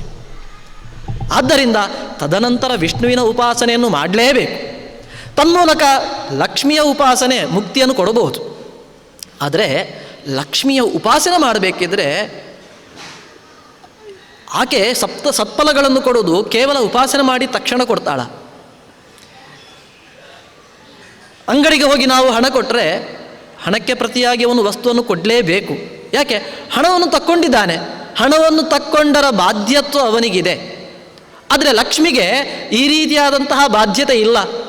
ನನ್ನ ಉಪಾಸನೆಯನ್ನು ಮಾಡಿದ್ದಾರಲ್ಲ, ಏನು ಮಾಡೋದು, ಕೊಡಲೇಬೇಕು, ಈ ಗತ್ಯಂತರ ಅನಿವಾರ್ಯತೆ ಲಕ್ಷ್ಮಿಗಿಲ್ಲ. ಯಾವಾಗ ಕೊಡ್ತಾಳೆ ಅವಳು? ಹಾಗಿದ್ರೆ ಯಾವಾಗ ಅವಳು ಖುಷಿ ಪಡ್ತಾಳೆ ಆವಾಗ ಮುಕ್ತಿಯಾದಿ ಫಲಗಳನ್ನು ಕೊಡಬಹುದು. ಆದರೆ ಆಕೆಯನ್ನು ಸಂತೋಷಪಡಿಸಲಿಕ್ಕೆ ಭಾರಿ ಕಷ್ಟ ಅಂತ ಹೇಳ್ತಾರೆ. ಎಂಥವರಿಂದ ಲಕ್ಷ್ಮಿ ಎಂಥವರ ಉಪಾಸನೆಯಿಂದ ಸಂತುಷ್ಟಿಯನ್ನು ಪಡಿತಾಳೆ ಅಂತಂದರೆ, ಅವಿಷ್ಣುಜೈರತದ್ಭಕ್ತೈ ತದುಪಾಸ ವಿವರ್ಜಿತೈ ಶಪೇದುಪಾಸಿತಾಪ್ಯೇಷ ಶ್ರೇಷ್ಠಾನ್ ತದ್ಧರಿತತ್ವವಿತ್. ಒಂದು ವೇಳೆ ಲಕ್ಷ್ಮಿಯ ಉಪಾಸನೆ ಮಾಡುವವರು ಸರಿಯಿಲ್ಲ ಅಂತಾದರೆ ಅವಳು ಶಾಪವನ್ನೇ ಕೊಟ್ಟು ಬಿಡ್ತಾಳಂತೆ. ಎಂಥವರು ಉಪಾಸನೆ ಮಾಡಿದರೆ? ಅವಿಷ್ಣುಜೈಹಿ ಅವಿಷ್ಣುಜ್ಞೈಹಿ, ಯಾರು ವಿಷ್ಣುವನ್ನು ತಿಳ್ಕೊಳ್ಳಿಲ್ಲ. ಲಕ್ಷ್ಮಿಯ ಉಪಾಸನೆ ಮಾಡಬೇಕಿದ್ರೆ ಆತ ವಿಷ್ಣುವನ್ನು ತಿಳಿದವನಾಗಬೇಕು.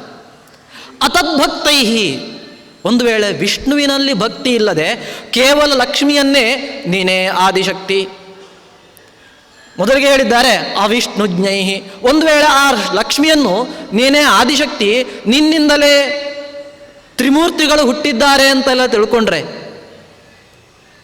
ಬ್ರಹ್ಮ ಹುಟ್ಟಿದ್ದು ಹೌದು, ಭಗವಂತನ ನಾಭಿ ಕಮಲದಿಂದ ಬ್ರಹ್ಮ ಹುಟ್ಟಿದ್ದು, ಕಮಲ ಅಂದರೆ ಸಾಕ್ಷಾತ್ ಲಕ್ಷ್ಮಿ ಆಗಿದ್ದಾಳೆ, ಆದ್ದರಿಂದ ಲಕ್ಷ್ಮಿಯಿಂದ ಬ್ರಹ್ಮದೇವರು ಹುಟ್ಟಿದ ಅಂತಂದರೆ ಅದು ತಪ್ಪಲ್ಲ. ಅಂತಹ ಬ್ರಹ್ಮನಿಂದ ಈಶಾನನ ಸೃಷ್ಟಿಯಾದದ್ರಿಂದ ಈಶಾನನ ಸೃಷ್ಟಿಗೂ ಕೂಡ ಲಕ್ಷ್ಮಿಯೇ ಕಾರಣ. ಆದರೆ ವಿಷ್ಣು ಭಗಲ ಆ ಲಕ್ಷ್ಮಿಯಿಂದ ಹುಟ್ಟಲಿಕ್ಕೆ ಸಾಧ್ಯ ಇಲ್ಲ. ಯಾಕೆ? ಮಮ ಯೋನಿರಪ್ಸ್ವಾ ಅಂತಸ್ಸ ಮುದ್ರೆ, ಆಕೆ ಹೇಳಿಕೊಳ್ತಾಳೆ, ಎಲ್ಲರನ್ನೂ ಕೂಡ ನಾನು ನಿಗ್ರಹ ಮಾಡಬಲ್ಲೆ, ಸೃಷ್ಟಿಸಬಲ್ಲೆ, ಅವರವರ ಬೇಕಾದ ಸ್ಥಾನದಲ್ಲಿ ನಾನು ಅವರನ್ನು ನಿಯಂತ್ರಿಸಬಲ್ಲೆ, ಆದರೆ ನಾನು ಸ್ವತಂತ್ರಳಲ್ಲ, ನನಗೆ ಕಾರಣನಾದವ ಸಮುದ್ರಶಾಹಿಯಾಗಿದ್ದಾನೆ. ಆದ್ದರಿಂದ ಒಂದು ಅವಿಷ್ಣುಜ್ಞೈಹಿ, ಒಂದು ವೇಳೆ ವಿಷ್ಣುವನ್ನು ಸರಿಯಾಗಿ ತಿಳಿದುಕೊಳ್ಳದೇ ಇದ್ದರೆ, ಆಮೇಲೆ ಅತದ್ಭಕ್ತಿ, ಒಂದು ವೇಳೆ ವಿಷ್ಣುವಿನ ಭಕ್ತರಲ್ಲದೆ ಅವೈಷ್ಣವರಾಗಿ ನಮಗೆ ವಿಷ್ಣು ಬೇಡ, ನಾವು ಆದಿಶಕ್ತಿಯನ್ನು ಪರಾಶಕ್ತಿಯನ್ನು ಅವಳನ್ನು ಒಬ್ಬಳನ್ನೇ ನಾವು ಉಪಾಸನೆ ಮಾಡ್ತೇವೆ, ಅವಳೇ ನಮಗೆ ಸರ್ವಸ್ವ, ತ್ವಮೇವ ಮಾತಾ ಚ ಪಿತಾ ತ್ವಮೇವ ಇತ್ಯಾದಿ ರೂಪವಾಗಿ ಎಲ್ಲವೂ ಕೂಡ ನಮಗೆ ಅವಳೇ ಅಂತಂದರೆ ಆಗುವುದಿಲ್ಲ ಅಂತ ಹೇಳ್ತಾರೆ ಶಾಸ್ತ್ರದಲ್ಲಿ. ಅತದ್ಭಕ್ತೈ ತದುಪಾಸಾ ವಿವರ್ಜಿತೈ, ಮಾತ್ರ ಅಲ್ಲ ಭಗವಂತನ ಉಪಾಸನೆ ಬೇಕು, ಕೇವಲ ಭಕ್ತರಾದರೆ ಸಾಲದು. ಭಕ್ತರಾಗುವುದು ಮತ್ತು ಉಪಾಸನೆ ಮಾಡುವುದಂದರೆ ಏನು ವ್ಯತ್ಯಾಸ ಅಂದರೆ, ಭಕ್ತಿ ಅಂದರೆ ಪ್ರೀತಿ, ಮಹತ್ತಿಕೆಯನ್ನು ತಿಳಿದು ಪ್ರೀತಿ ಉಳ್ಳವರು ಅಂತ ಅರ್ಥ ಭಕ್ತರು. ಉಪಾಸನೆ ಅಂತಂದರೆ ಅದಕ್ಕೆ ಕೇವಲ ಪೂಜೆ, ಆರತಿ, ನೈವೇದ್ಯ, ಪಾರಾಯಣ, ಜಪ, ತರ್ಪಣ, ಹೋಮ ಇದುವೇ ಅಂತ ಅರ್ಥ ಅಲ್ಲ. ಉಪಾಸನಾ ಶಬ್ದಕ್ಕೆ ಶ್ರವಣ ಮನನ ನಿಧಿಧ್ಯಾಸನ ಅಂತ ಅರ್ಥ. ಆದ್ದರಿಂದ ಲಕ್ಷ್ಮಿಯನ್ನು ಯಾರು ಆರಾಧನೆ ಮಾಡಬೇಕೋ ಅವರು ಅವಶ್ಯವಾಗಿ ಶ್ರವಣ ಮನನ ನಿಧಿಧ್ಯಾಸನಗಳನ್ನು ಮಾಡಿರಬೇಕು. ವಿಷ್ಣು ಶಾಸ್ತ್ರಗಳ ಶ್ರವಣ, ಆ ಶಾಸ್ತ್ರದಲ್ಲಿ ಹೇಳಿದಂತಹ ಅರ್ಥಗಳ ಮನನ ಮಾಡಿ ಧ್ಯಾನ, ಇದರಲ್ಲಿ ಯಾರು ಸತತ ನಿರತರಾಗಿರ್ತಾರೆ ಅವರು ಲಕ್ಷ್ಮಿಯ ಉಪಾಸನೆಯನ್ನು ಮಾಡಬೇಕು. ತದುಪಾಸಾ ವಿವರ್ಜಿತ, ಒಂದು ವೇಳೆ ಇದನ್ನು ಮಾಡದೇ ಇದ್ದವರು ಆ ಲಕ್ಷ್ಮಿಯನ್ನು ಉಪಾಸನೆ ಮಾಡಿದರೆ ಶಪೇದುಪಾಸಿತಾಪ್ಯೇಷ, ಲಕ್ಷ್ಮಿ ಅಂಥವರನ್ನು ಶಪಿಸ್ತಾಳೆ. ಲೋಕದಲ್ಲಿ ಈ ರೀತಿಯಾಗಿ ಲಕ್ಷ್ಮಿಯನ್ನು ಆರಾಧನೆ ಮಾಡ್ತಾರಾ? ಮಾಡದೇ ಕೂಡ ಸಂಪತ್ತಾದಿಗಳನ್ನು ಪಡೆದವರಿದ್ದಾರಲ್ವ ಅಂದರೆ ಸಂಪತ್ತುಗಳನ್ನು ಪಡೆಯಬಹುದು. ಆದರೆ ಕೃಷ್ಣ ಸಂಪತ್ತನ್ನು ವಿಭಾಗ ಮಾಡಿದ್ದಾನೆ, ದೈವಿ ಸಂಪತ್ತು, ಆಸುರಿ ಸಂಪತ್ತು ಅಂತೆಲ್ಲ. ಆದ್ದರಿಂದ ಹಣ ಬಂದ ತಕ್ಷಣ ಅದು ಲಕ್ಷ್ಮಿಯ ಅನುಗ್ರಹ ಅಂತ ಹೇಳಲಿಕ್ಕೆ ಬರೋದಿಲ್ಲ. ಯಾವುದು ದೈವಿ ಸಂಪತ್ತು ಅದು ಲಕ್ಷ್ಮಿ ಕೊಟ್ಟಂತಹ ಸಂಪತ್ತು. ಒಂದು ವೇಳೆ ಇಲ್ಲಿ ಹೇಳಿದಂತೆ ಅವಿಷ್ಣುಜ್ಞೈ ಅತದ್ಭಕ್ತೈ ತದುಪಾಸಾ ವಿವರ್ಜಿತೈ ಎಂಬುದಾಗಿ ಅವೈಷ್ಣವರಾಗಿ ಲಕ್ಷ್ಮಿಯ ಉಪಾಸನೆಯನ್ನು ಆರಾಧನೆಯನ್ನು ಮಾಡಿದರೆ ಆಕೆ ಶಾಪ ಕೊಡುವುದಂದರೆ ಹೀಗೆ: ಲೌಕಿಕವಾದಂತಹ ಕೆಟ್ಟ ವಿಷಯಗಳಿಗೆ ನಮ್ಮನ್ನು ದೇವರಿಂದ ಬೇರೆ ಕಡೆ ಬಲಾತ್ಕಾರವಾಗಿ ಎಳೆಯುವಂತಹ ಸಂಪತ್ತನ್ನು ಕೊಡ್ತಾಳೆ. ಇದುವೇ ಲಕ್ಷ್ಮೀ ದೇವಿಯ ಶಾಪ. ಅಂದರೆ ಸಂಪತ್ತನ್ನು ಕೊಡುವುದೇ ದೇವಿಯ ಅನುಗ್ರಹ ಅಲ್ಲ. ಆ ಸಂಪತ್ತು ಒಂದು ವೇಳೆ ಮುಕ್ತಿಗೆ ಪ್ರತಿಬಂಧಕವಾದ ಸಂಪತ್ತು ಅಂತಾದರೆ ಅದು ಲಕ್ಷ್ಮಿಯ ಶಾಪ. ಆದ್ದರಿಂದ ನಾವು ಲಕ್ಷ್ಮಿಯ ಅನುಗ್ರಹಕ್ಕೆ ಪಾತ್ರರಾಗಿದ್ದೇವೋ ಇಲ್ಲವೋ, ಶಾಪಕ್ಕೆ ಪಾತ್ರರಾಗಿದ್ದೇವೋ ಎಂಬುದಾಗಿ ನಾವು ಕೇವಲ ಸಂಪತ್ತು, ಹಣ ಬಂದಿದೆ, ಆಸ್ತಿ ಬಂದಿದೆ, ಗೌರವ ಬಂದಿದೆ, ಈ ದೃಷ್ಟಿಯಿಂದ ನಾವು ಲೆಕ್ಕಾಚಾರ ಮಾಡಲಿಕ್ಕೆ ಬರೋದಿಲ್ಲ. ಹಾಗಾದರೆ ಲಕ್ಷ್ಮಿಯ ಉಪಾಸನೆಯನ್ನು ಯಾರು ಮಾಡಬೇಕು ಅಂದರೆ ತದ್ಭಕ್ತ ತಮುಪಾಸ್ಯೈವ ಶ್ರಿಯಂ ಧ್ಯಾಯೀತ ನಿತ್ಯದ. ಆ ಲಕ್ಷ್ಮಿಯನ್ನು ಧ್ಯಾನ ಮಾಡುವುದಾದರೆ, ಉಪಾಸನೆ ಮಾಡುವುದಾದರೆ ಮೊದಲು ತದ್ಭಕ್ತ ವಿಷ್ಣು ಭಕ್ತನಾಗಿರಬೇಕು. ತಮ್ ಉಪಾಸ್ಯೈವ, ಆ ವಿಷ್ಣುವನ್ನು ಉಪಾಸನೆ ಮಾಡಿಯೇ ಲಕ್ಷ್ಮಿಯನ್ನು ಉಪಾಸನೆ ಮಾಡಲಿಕ್ಕಿರೋದು. ಲಕ್ಷ್ಮೀನಾರಾಯಣ ವಿಗ್ರಹ ಇದೆ ಅಂದರೆ ಅದರಲ್ಲಿ ನಾರಾಯಣನ ಪ್ರತಿಮೆಯೂ ಇದೆ, ಲಕ್ಷ್ಮಿಯ ಪ್ರತಿಮೆಯೂ ಇದೆ. ಅದರಲ್ಲಿ ಮತ್ತೆ ನಾರಾಯಣನ ಆವಾಹನೆ ಮಾಡಿದಾಗೆ ಲಕ್ಷ್ಮಿಯನ್ನು ಆವಾಹನೆ ಮಾಡಲಿಕ್ಕಿಲ್ಲ. ಲಕ್ಷ್ಮೀ ನರಸಿಂಹನ ವಿಗ್ರಹ ಇದ್ದರೆ ಅಲ್ಲಿ ಮತ್ತೆ ಲಕ್ಷ್ಮಿಯನ್ನು ಆವಾಹನೆ ಮಾಡಲಿಕ್ಕೆ ಇಲ್ಲ, ಲಕ್ಷ್ಮಿಗೆ ಬೇರೆ ಪ್ರತೀಕ. ಮೊದಲಿಗೆ ನಾರಾಯಣನಿಗೆ ಪೂಜಾದಿಗಳನ್ನು ಮಾಡಿ ಆಮೇಲೆ ಲಕ್ಷ್ಮಿಯ ಆರಾಧನೆಗೆ ತೊಡಗಬೇಕು. ಅದೇ ಪ್ರತೀಕದಲ್ಲ, ಬೇರೆ ಪ್ರತೀಕದಲ್ಲಿ. ಈ ರೀತಿಯಾಗಿ ತದ್ಭಕ್ತ ತಮುಪಾಸ್ಯೈವ ಶ್ರಿಯಂ ಧ್ಯಾಯೀತ ನಿತ್ಯದ ತೇನ ತುಷ್ಟಾತು ಸಾಚ್ಛಿದ್ರಂ ದದ್ಯಾದ್ ವಿಷ್ಣೋರುಪಾಸನ. ಒಂದು ವೇಳೆ ಲಕ್ಷ್ಮಿಯನ್ನು ಈ ರೀತಿಯಾಗಿ ಉಪಾಸನೆ ಮಾಡಿದರೆ ಏನು ಕೊಡ್ತಾಳೆ? ತೇನ ತುಷ್ಟ, ಲಕ್ಷ್ಮಿಗೆ ನಿಜವಾಗಿ ಖುಷಿಯಾಗ್ತದಂತೆ. ನನ್ನ ಪ್ರಿಯತಮನಾದ, ನನಗೂ ದೇವರಾದ, ನನಗೆ ಸರ್ವಸ್ವವು, ನನ್ನ ಕಾರಣವ, ನನ್ನ ಸೃಷ್ಟಿಯಾಗಲಿ ಇದೆಲ್ಲದಕ್ಕೂ ಕೂಡ ಕಾರಣನಾದವ ಭಗವಂತ, ನನಗೆ ನಿತ್ಯವೂ ಸುಖವನ್ನು ನೀಡುವವ, ಅಂಥವನ ಭಕ್ತನೀತ, ನನ್ನ ಪತಿಯ ಭಕ್ತ, ಅವನನ್ನು ಪೂಜಿಸಿ ನನ್ನನ್ನು ಪೂಜಿಸ್ತಾ ಇದ್ದಾನೆ ಅಂತ ಅವಳು ತುಷ್ಟಳಾಗ್ತಾಳೆ. ತೇನ ತುಷ್ಟಾತು ಸಾ ಅಚ್ಛಿದ್ರಂ ದದ್ಯಾದ್ ವಿಷ್ಣೋ ಉಪಾಸನ. ಅಂತಹ ಲಕ್ಷ್ಮಿ ಕೊಡುವಂತಹ ಸಂಪತ್ತೇನು ಅದಿಲ್ಲಿ ಮಧ್ವಾಚಾರ್ಯರು ಉದಾಹರಿಸಿದಂತಹ ಶಾಸ್ತ್ರದ ವಾಕ್ಯ ಅಚ್ಛಿದ್ರಂ ವಿಷ್ಣೋ ಉಪಾಸನ. ವಿಷ್ಣುವಿನ ಉಪಾಸನೆಯನ್ನು ಕೊಡ್ತಾಳೆ. ಉಪಾಸನೆ ಅಂದರೆ ಹಿಂದೆ ಹೇಳಿದಾಗೆ ಶ್ರವಣ ಮನನ ನಿಧಿಧ್ಯಾಸನ. ಅದು ಏನಾಗಿರ್ತದೆ? ಅಚ್ಛಿದ್ರಂ, ದೋಷರಹಿತವಾಗಿ. ಒಂದು ವೇಳೆ ಲಕ್ಷ್ಮಿಯ ಅನುಗ್ರಹ ಇಲ್ಲ, ಆಕೆಯ ಉಪಾಸನೆಯನ್ನು ನಾವು ಮಾಡಲಿಲ್ಲ ಅಂತಾದರೆ ನಮ್ಮ ವಿಷ್ಣು ಉಪಾಸನೆ ಅದು ಛಿದ್ರ ಸಹಿತವಾಗ್ಬೋದು, ದೋಷಪೂರ್ಣವಾಗ್ಬೋದು. ಉಪಾಸನೆಯಲ್ಲಿ ದೋಷ ಆದರೆ ವ್ಯರ್ಥ ಆಗ್ತದೆ. ಆದ್ದರಿಂದ ಲಕ್ಷ್ಮಿಯ ಅನುಗ್ರಹ ಇದ್ದರೆ ಭಗವಂತನ ಜ್ಞಾನ, ಅವನ ಶಾಸ್ತ್ರಾರ್ಥಗಳ ಮನನ ಇದೆಲ್ಲವೂ ಕೂಡ ಉಂಟಾಗ್ತದೆ. ಹಾಗಾದರೆ ಲಕ್ಷ್ಮಿಯ ಉಪಾಸನೆ, ವಿಷ್ಣುವಿನ ಉಪಾಸನೆ ಇದು ಎರಡೂ ಕೂಡ ಮೋಕ್ಷಕ್ಕೆ ಕಾರಣವಾದರೆ, ಒಂದು ದೃಷ್ಟಿಯಿಂದ ಲಕ್ಷ್ಮಿಯ ಉಪಾಸನೆಯನ್ನು ಮಾಡಬೇಕಿದ್ರೆ ಆತ ವೈಷ್ಣವನಾಗಬೇಕು, ವಿಷ್ಣುಪರವಾದಂತಹ ಶಾಸ್ತ್ರಗಳ ಶ್ರವಣಾದಿಗಳನ್ನು ಮಾಡಬೇಕು ಅಂತಾಯಿತು. ಹಾಗಾದರೆ ವಿಷ್ಣುವಿನ ಉಪಾಸನೆಯೂ ಕೂಡ ಲಕ್ಷ್ಮಿಯ ಉಪಾಸನೆ ಮಾಡಲಿಕ್ಕೆ ಬೇಕೇ ಬೇಕು. ಆದ್ದರಿಂದ ಕೃಷ್ಣ ಹೇಳ್ತಾ ಇದ್ದಾನೆ, ಕ್ಲೇಶೋ ಅಧಿಕತರಸ್ತೇಷಾಂ ಅವ್ಯಕ್ತಾಸಕ್ತ ಚೇತಸಾಂ. ಯಾರು ಅವ್ಯಕ್ತ ತತ್ವದಲ್ಲೇ ಲಕ್ಷ್ಮಿಯಲ್ಲೇ ತಲ್ಲೀನರಾಗಿದ್ದಾರೆ ಅವರಿಗೆ ಹೆಚ್ಚು ಕ್ಲೇಶ. ಯಾಕೆ? ಅವಳು ಉಪಾಸನೆಯನ್ನು ಮಾಡಬೇಕಿದ್ರೂ ಕೂಡ ವಿಷ್ಣುವಿನ ಉಪಾಸನೆ ಬೇಕೇ ಬೇಕು.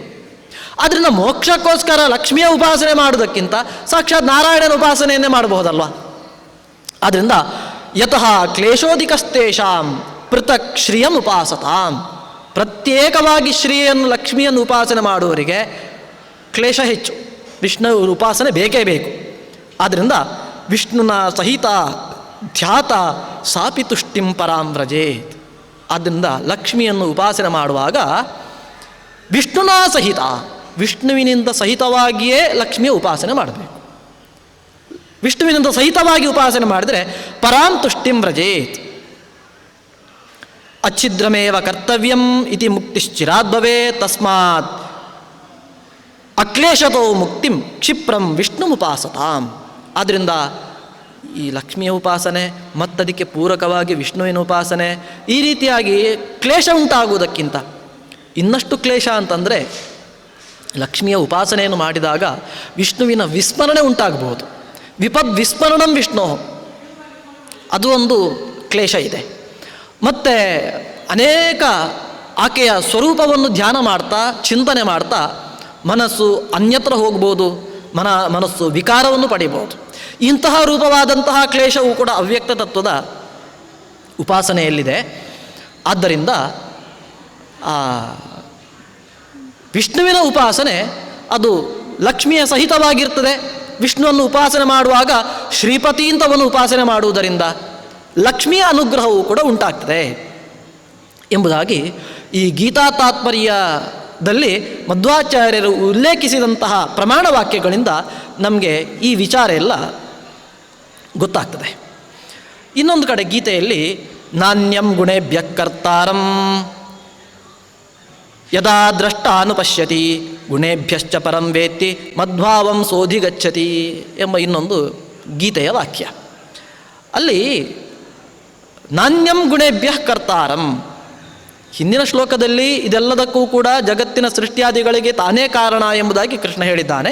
ಮತ್ತು ಗುಣೇಭ್ಯ ಕರ್ತಾರಂ ನಾಣ್ಯಂ, ಇದೆಲ್ಲದಕ್ಕೂ ಕೂಡ ಕರ್ತ ಆದದ್ದು ಗುಣವೇ ಅಂತ ಹೇಳಿದ್ದಾರೆ. ಹಾಗಾದರೆ ಈ ಜಗತ್ತಿಗೆ ಸೃಷ್ಟಿಯಾದಿ ಕಾರಣ ಗುಣವೇ ಅಂತಂದರೆ ಗುಣ ಅಲ್ಲ, ಗುಣಶಬ್ದಕ್ಕಿಲ್ಲಿ ಚೇತನ ಅಂತ ಅರ್ಥ. ಯಾರು ಚೇತನ? ಗುಣ ಅಂದರೆ ಸಾತ್ವಿಕ ರಾಜಸ ತಾಮಸ ಗುಣಗಳು. ಇದು ಜಡವಾದ್ದರಿಂದ ಜಗತ್ತಿನ ಸೃಷ್ಟಿಯಾದಿಗಳಿಗೆ ಕರ್ತೃಗಳಾಗಲಿಕ್ಕೆ ಸಾಧ್ಯ ಇಲ್ಲ ಈ ಜಡವಾದ ಗುಣಗಳು. ಮತ್ತು ಒಂದು ವೇಳೆ ನಾಣ್ಯಂ ಗುಣೇಭ್ಯ ಕರ್ತಾರ ಅಂತ ಹೇಳಿದ್ರಿಂದ ಗುಣಗಳಿಂದ ಬೇರೆ ಕರ್ತೃಗಳೇ ಇಲ್ಲ, ಭಗವಂತ ಕರ್ತೃವಲ್ವಾ. ಅದಕ್ಕೆ ಮಧ್ವಾಚಾರ್ಯರು ಈ ವಿರೋಧವನ್ನು ಪರಿಹಾರ ಮಾಡೋದಕ್ಕೋಸ್ಕರ ಮಹಾಲಕ್ಷ್ಮೀ ರೀತಿ ಪರ ಭಾರ್ಯಾ ನಾರಾಯಣಸ್ಯ ಪ್ರಕೃತಿರ್ ನಾಮಸಾಜ್ಞೇಯ ಪ್ರಕರ್ಷೇಣ ಕರೋತ್ಯತ್. ಲಕ್ಷ್ಮಿಯನ್ನು ಪ್ರಕೃತಿ ಅಂತ ಕರೀತಾರೆ. ಮಹಾಲಕ್ಷ್ಮೀ ರೀತಿ ಪರಾ ಭಾರ್ಯ ನಾರಾಯಣಸ್ಯ, ಆಕೆ ನಾರಾಯಣನ ಭಾರ್ಯೆ. ಅವಳನ್ನು ಶಾಸ್ತ್ರಗಳಲ್ಲಿ ಪ್ರಕೃತಿ ಅಂತ ಕರೆದಿದ್ದಾರೆ. ಯಾಕೆ ಅಂದರೆ ಪ್ರಕೃಷ್ಟೇನ ಕರೋತಿಯತ್, ಪ್ರಕರ್ಷೇಣ ತುಂಬ ಚೆನ್ನಾಗಿ ಈ ಜಗತ್ತಿನ ಸೃಷ್ಟಿಯಾದಿಗಳನ್ನು ಮಾಡುವವಳು. ಬಹುಚಿತ್ರ ಜಗತ್ ಬಹುಧಾಕರಣಾತ್ ಅಂತ ಹೇಳಿದಾಗೆ ಈ ಜಗತ್ತು ಎಂಬುದು ಬಹಳ ವಿಚಿತ್ರವಾದದ್ದು, ಅತ್ಯಂತ ಸೂಕ್ಷ್ಮವಾದದ್ದು. ಅನೇಕ ವಿಶೇಷತೆಗಳು ಈ ಜಗತ್ತಿನಲ್ಲಿದೆ. ಅಂತಹ ಜಗತ್ತನ್ನು ನಿರ್ಮಾಣ ಮಾಡಬೇಕಿದ್ರೆ ಆಕೆ ಪ್ರಕೃತಿ ಕಾರಣ. ತಸ್ಯಾಸ್ತು ತ್ರೀಣಿ ರೂಪಾಣಿ ಸತ್ವಂ ನಾಮ ರಜಸ್ತಮಃ. ಆ ಲಕ್ಷ್ಮಿಗೆ 3 ರೂಪಗಳಿದ್ದಾವೆ. ಯಾವುದು ಅಂದರೆ ಶ್ರೀ ಭೂ ದುರ್ಗಾ ಎಂಬುದಾಗಿ. ನಾವು ಲಕ್ಷ್ಮಿಯನ್ನು ಉಪಾಸನೆ ಮಾಡುವಾಗ ಈ ಶ್ರೀ ಭೂ ದುರ್ಗಾ ಎಂಬ 3 ರೂಪದಿಂದ ಆಕೆಯ ಉಪಾಸನೆಯನ್ನು ಮಾಡಬೇಕಾಗಿದೆ. ಅಲ್ಲಿ ಸತ್ವಂ ಸೃಷ್ಟಿಕಾಲೇ ವಿಭಜ್ಯಂತೆ ಸತ್ವಂ ಶ್ರೀ ಸದ್ಗುಣಪ್ರಭಾ. ಈ ಮಹಾಲಕ್ಷ್ಮಿಯ 3 ರೂಪಗಳು ಸೃಷ್ಟಿಕಾಲದಲ್ಲಿ ವಿಭಾಗವನ್ನು ಕೊಡುತ್ತದೆ. ಅದರಲ್ಲಿ ಶ್ರೀ ಎಂಬುದು ಅದು ಸತ್ವಗುಣವನ್ನು ನಿಯಮನ ಮಾಡುವಂತಹ ರೂಪ. ಸಾತ್ವಿಕ ರಾಜಸ ತಾಮಸ ಎಂಬ 3 ಗುಣಗಳಲ್ಲಿ ಸಾತ್ವಿಕ ಗುಣದ ನಿಯಂತ್ರಣ ಮಾಡುವಂಥದ್ದು ಅದು ಲಕ್ಷ್ಮಿ ಎಂಬ ರೂಪ. ಅದೆಂಥದ್ದು? ಸದ್ಗುಣಪ್ರಭಾ,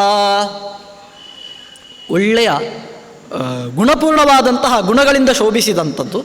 ಇನ್ನೊಂದು ರಜೋರಂಜನ ಕರ್ತೃತ್ವಾತ್, ಇನ್ನೊಂದು ರಜೋಗುಣ. ಆ ರಜೋಗುಣ ಅದು ಆ ಭೂ ಎಂಬ ಲಕ್ಷ್ಮಿಯ ರೂಪದಿಂದ ನಿಯಮ್ಯವಾದದ್ದು. ಗುಣ ಅಂದರೆ ಸಾತ್ವಿಕ ರಾಜಸ ತಾಮಸ ಅಂತ ಲೆಕ್ಕ. ಆದರೆ ಇಲ್ಲಿ ಈ ಶಬ್ದಗಳಿಂದ ಹೇಳಲ್ಪಡುವುದು ಗುಣಗಳಲ್ಲ, ಶ್ರೀ ಭೂ ದುರ್ಗಾ ರೂಪವಾದಂತಹ ಲಕ್ಷ್ಮಿಯ ರೂಪಗಳು. ಯಾಕೆ ಈ ಲಕ್ಷ್ಮಿಯನ್ನು ರಜಃ ಅಂತ ಕರೀತಾರೆ ಅಂದರೆ ರಂಜನ ಕರ್ತೃತ್ವಾತ್, ರಂಜನೆ, ನಾನಾ ರೀತಿಯಾದಂತಹ ಸ್ವರೂಪವನ್ನು ಆಕರ್ಷಕವಾಗಿ ಕಾಣುವಂತೆ ಮಾಡುವವಳು ಭೂ. ಆದ್ದರಿಂದ ವಸ್ತುಗಳನ್ನು ಆಕರ್ಷಕವಾಗಿ ಸೃಷ್ಟಿ ಮಾಡುವವಳು. ಒಂದು ಹೂವನ್ನು ನೋಡಿದರೆ ಎಷ್ಟೊಂದು ಆಕರ್ಷಕವಾದದ್ದು. ನಮಗೆ ಅಂತಹ ಹೂವುಗಳನ್ನು ಸೃಷ್ಟಿ ಮಾಡಲಿಕ್ಕೆ ಬರುವುದಿಲ್ಲ. ಮತ್ತದರಲ್ಲಿ ಆ ಸೌರಭ್ಯ, ಸೌಗಂಧ್ಯ, ಸುವಾಸನೆ ಅದನ್ನಂತೂ ಸರ್ವತಾ ಸಾಧ್ಯವೇ ಇಲ್ಲ. ಹೀಗೆ ಮನುಷ್ಯನಿಂದ ಸಾಧ್ಯವಲ್ಲದಂತಹ ಅನೇಕ ಅಪೂರ್ವವಾದಂತಹ ಆಕರ್ಷಕವಾದಂತಹ ಸೊತ್ತುಗಳು ಪ್ರಕೃತಿಯಲ್ಲಿದೆ. ಅದನ್ನು ಸೃಷ್ಟಿ ಮಾಡಿದ್ದು ಯಾರು? ಅಂತಹ ಆಕರ್ಷಕತ್ವ ಅದು ಹೇಗೆ ಬಂತು ಅಂದರೆ ರಜೋರಂಜನ ಕರ್ತೃತ್ವಾತ್ ಭೂಸಾ ಸೃಷ್ಟಿಕರಿ ಯಥ. ಈ ಜಗತ್ತನ್ನು ಸೃಷ್ಟಿ ಮಾಡುವ ಮೂಲಕ ರಂಜನೆಯನ್ನು ಉಂಟು ಮಾಡುವವಳು ಆಕೆ ಭೂ ಎಂಬ ರೂಪದ ಲಕ್ಷ್ಮಿ. ಮತ್ತೆ ಯದಾವೇಶಾತ್ ಇಯಂ ಪೃಥ್ವಿ ಭೂಮಿರಿತ್ಯೇವ ಕಥ್ಯತೆ. ಅವಳು ಈ ಪೃಥ್ವಿಯಲ್ಲಿ ಇದ್ದದ್ರಿಂದ ಭೂಮಿ ಎಂಬುದಾಗಿ ಇದನ್ನು ಕರೀತಾರೆ. ಇನ್ನು ಜೀವಾನಾಂ ಗ್ಲವನಾತ್ ದುರ್ಗಾ ತಮ ಇತ್ಯೇವ ಕೀರ್ತಿತ. ಜೀವರಿಗೆ ದುಃಖಾದಿಗಳನ್ನು ಯಾರು ಕೊಡುವಂತಹ ರೂಪ ಇದೆ ಲಕ್ಷ್ಮಿಯದ್ದು, ಅದು ದುರ್ಗಾ. ಈ ರೀತಿಯಾಗಿ ಶ್ರೀ ಭೂ ದುರ್ಗಾ ಎಂಬ 3 ರೂಪಗಳು, ಒಂದು ಸದ್ಗುಣಪ್ರಭ, ಇನ್ನೊಂದು ಸೃಷ್ಟ್ಯಾದಿಗಳನ್ನು ಮಾಡುವ ಮೂಲಕ ರಂಜನೆಯನ್ನು ಉಂಟು ಮಾಡುವಂಥದ್ದು, ಇನ್ನೊಂದು ದುಃಖವನ್ನು ಕೊಡುವಂತಹ ರೂಪ. ಹೀಗೆ ಏತಾಭಿಃ ತಿಸೃಭಿಃ ಜೀವಾಃ ಸರ್ವೇ ಭಗ್ಧಾಃ. ಎಲ್ಲ ಜೀವರು ಕೂಡ ಈ ಲಕ್ಷ್ಮಿಯಿಂದ ಬದ್ಧರು. ಪ್ರಕೃತಿಂ ಯಾಂತಿ ಭೂತಾನಿ ನಿಗ್ರಹಂ ಕಿಂಕರಿಷ್ಯತಿ. ಎಲ್ಲರೂ ಕೂಡ ಈ ಪ್ರಕೃತಿಯಿಂದ ಬದ್ಧರಾಗಿದ್ದಾರೆ. ಅದನ್ನೇ ಕೃಷ್ಣ ಹೇಳ್ತಾನೆ, ಪ್ರಕೃತಿಂ ಸ್ವಾಮಧಿಷ್ಠಾಯ ಸಂಭವಾಮ್ಯಾತ್ಮಮಾಯಯ. ಎಲ್ಲರೂ ಬದ್ಧರಾಗಿದ್ದಾರೆ ಅಂದರೆ ಜೀವರು ಮಾತ್ರ. ಭಗವಂತ ಪ್ರಕೃತಿಯ ಬಂಧನಕ್ಕೆ ಒಳಗಾದವನಲ್ಲ.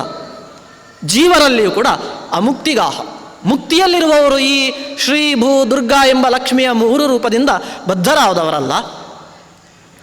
ಈ ರೀತಿಯಾಗಿ ಗುಣಗಳಿಂದ ಈ ಸಕಲ ಜೀವಲೋಕವು ಕೂಡ ಬದ್ಧವಾಗಿದೆ ಎಂಬ ವಿಷಯವನ್ನು ಪ್ರಮಾಣಪೂರ್ವಕವಾಗಿ ಮಧ್ವಾಚಾರ್ಯರು ನಮಗೆ ಗೀತಾ ತಾತ್ಪರ್ಯದಲ್ಲಿ ತೋರಿಸಿಕೊಡ್ತಾರೆ. ಈ 3 ರೂಪಗಳದ್ದು ಇನ್ನೊಂದು ರೀತಿಯಾಗಿ ವ್ಯಾಖ್ಯಾನ ಮಾಡ್ತಾರೆ. ಶ್ರೀರೇವಬಂಧಿಕಾ, ಶ್ರೀರ್ದೇವಬಂಧಿಕಾ. 3 ಗುಣಗಳು ನಮ್ಮನ್ನು ಬಂಧಿಸ್ತಾವೆ ಅಂದರೆ ಲಕ್ಷ್ಮಿಯ 3 ರೂಪಗಳು ಈ ಜೀವರನ್ನೆಲ್ಲ ಬಂಧಿಸ್ತಾವೆ ಅಂತ ಅರ್ಥ. ಜೀವರು ಅಂತಂದರೆ ಬ್ರಹ್ಮಾದಿ ಪರ್ಯಂತ ಎಲ್ಲರೂ ಕೂಡ ಜೀವರೇ. ರುದ್ರನಾಗಲಿ, ಇಂದ್ರನಾಗಲಿ, ಅಗ್ನಿ ಆಗಲಿ, ಯಮನಾಗಲಿ, ವರುಣನಾಗಲಿ, ಸ್ಕಂದನಾಗಲಿ, ಗರುಡ ಶೇಷರಾಗಲಿ, ಸಾಕ್ಷಾತ್ ಬ್ರಹ್ಮದೇವರಾಗಲಿ, ಅವರೆಲ್ಲರೂ ಕೂಡ ಜೀವರೇ. ಆದ್ದರಿಂದ ಎಲ್ಲ ಜೀವರನ್ನು ಕೂಡ ಲಕ್ಷ್ಮಿ ಬಂಧಿಸ್ತಾಳೆ ಅಂತಂದರೆ ಅದರಲ್ಲಿ ಶ್ರೀರ್ ದೇವಬಂಧಿಕಾ. ಲಕ್ಷ್ಮೀದೇವಿ ದೇವತಾ ರೂಪದ ಜೀವರನ್ನು ಸಂಸಾರದಲ್ಲಿ ಬಂಧಿಸ್ತಾಳೆ. ವಿಷಯಾದಿ ಪದಾರ್ಥಗಳ ಸಂಪರ್ಕ ಉಂಟಾಗುವಂತೆ ಮಾಡಿ ಬಂಧಿಸ್ತಾಳೆ. ಆಮೇಲೆ ನೃಣಾಂ ಭೂಹು, ಮನುಷ್ಯರನ್ನು ಆ ಲಕ್ಷ್ಮಿಯ ಭೂ ಎಂಬ ರೂಪ ಅದು ಸಂಸಾರದ ಬಂಧನಕ್ಕೆ ಒಳಗಾಗಿಸ್ತದೆ. ಹಾಗೆ ದೈತ್ಯಾನಾಂ ತಥಾಪರ, ದೈತ್ಯರನ್ನು ಬಂಧಿಸುವಂತಹ ರೂಪ ಅದು ದುರ್ಗಾರೂಪ.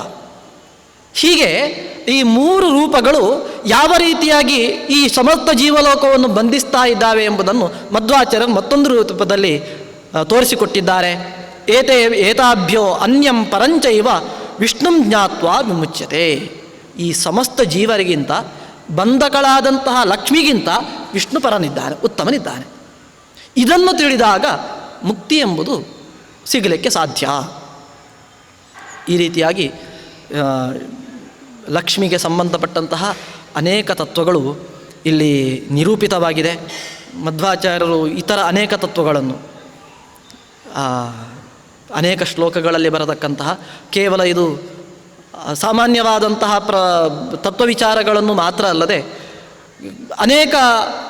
ಕೆಲವೆಲ್ಲ ಅಮುಖ್ಯ ಅಂತ ಕಾಣಬಹುದು. ಅಂತಹ ವಿಚಾರಗಳನ್ನು ಕೂಡ ತುಂಬ ಸ್ಪಷ್ಟವಾಗಿ ಪ್ರಮಾಣಪೂರ್ವಕವಾಗಿ ಇಲ್ಲಿ ನಿರೂಪಣೆಯನ್ನು ಮಾಡಿದ್ದಾರೆ. ಇಂತಹ ಗೀತೆಯ ತಾತ್ಪರ್ಯದ ಜ್ಞಾನ ಭಗವಂತನ, ಹಾಗೆಯೇ ಗೀತಾ ಭಾಷ್ಯ, ಗೀತಾ ತಾತ್ಪರ್ಯಗಳನ್ನು ರಚಿಸಿದಂತಹ ಮಧ್ವಾಚಾರ್ಯರ ವಾಯುದೇವರ ಪರಮ ಅನುಗ್ರಹದಿಂದ ನಮಗೆಲ್ಲ ಪ್ರಾಪ್ತಿಯಾಗಲಿ ಅಂತ ಕೃಷ್ಣನನ್ನು ನೆಲೆನಿಲ್ಲಿಸಿದ ಜಗದ್ಗುರುಗಳಾದಂತಹ ಮಧ್ವಾಚಾರ್ಯರಲ್ಲೂ ಪ್ರಾರ್ಥನೆಯನ್ನು ಮಾಡ್ತಾ ಇವತ್ತಿನ ಈ ಗೀತಾ ತಾತ್ಪರ್ಯ ಚಿಂತನೆಯನ್ನು ಶ್ರೀಕೃಷ್ಣ ಅರ್ಪಣಮಸ್ತು.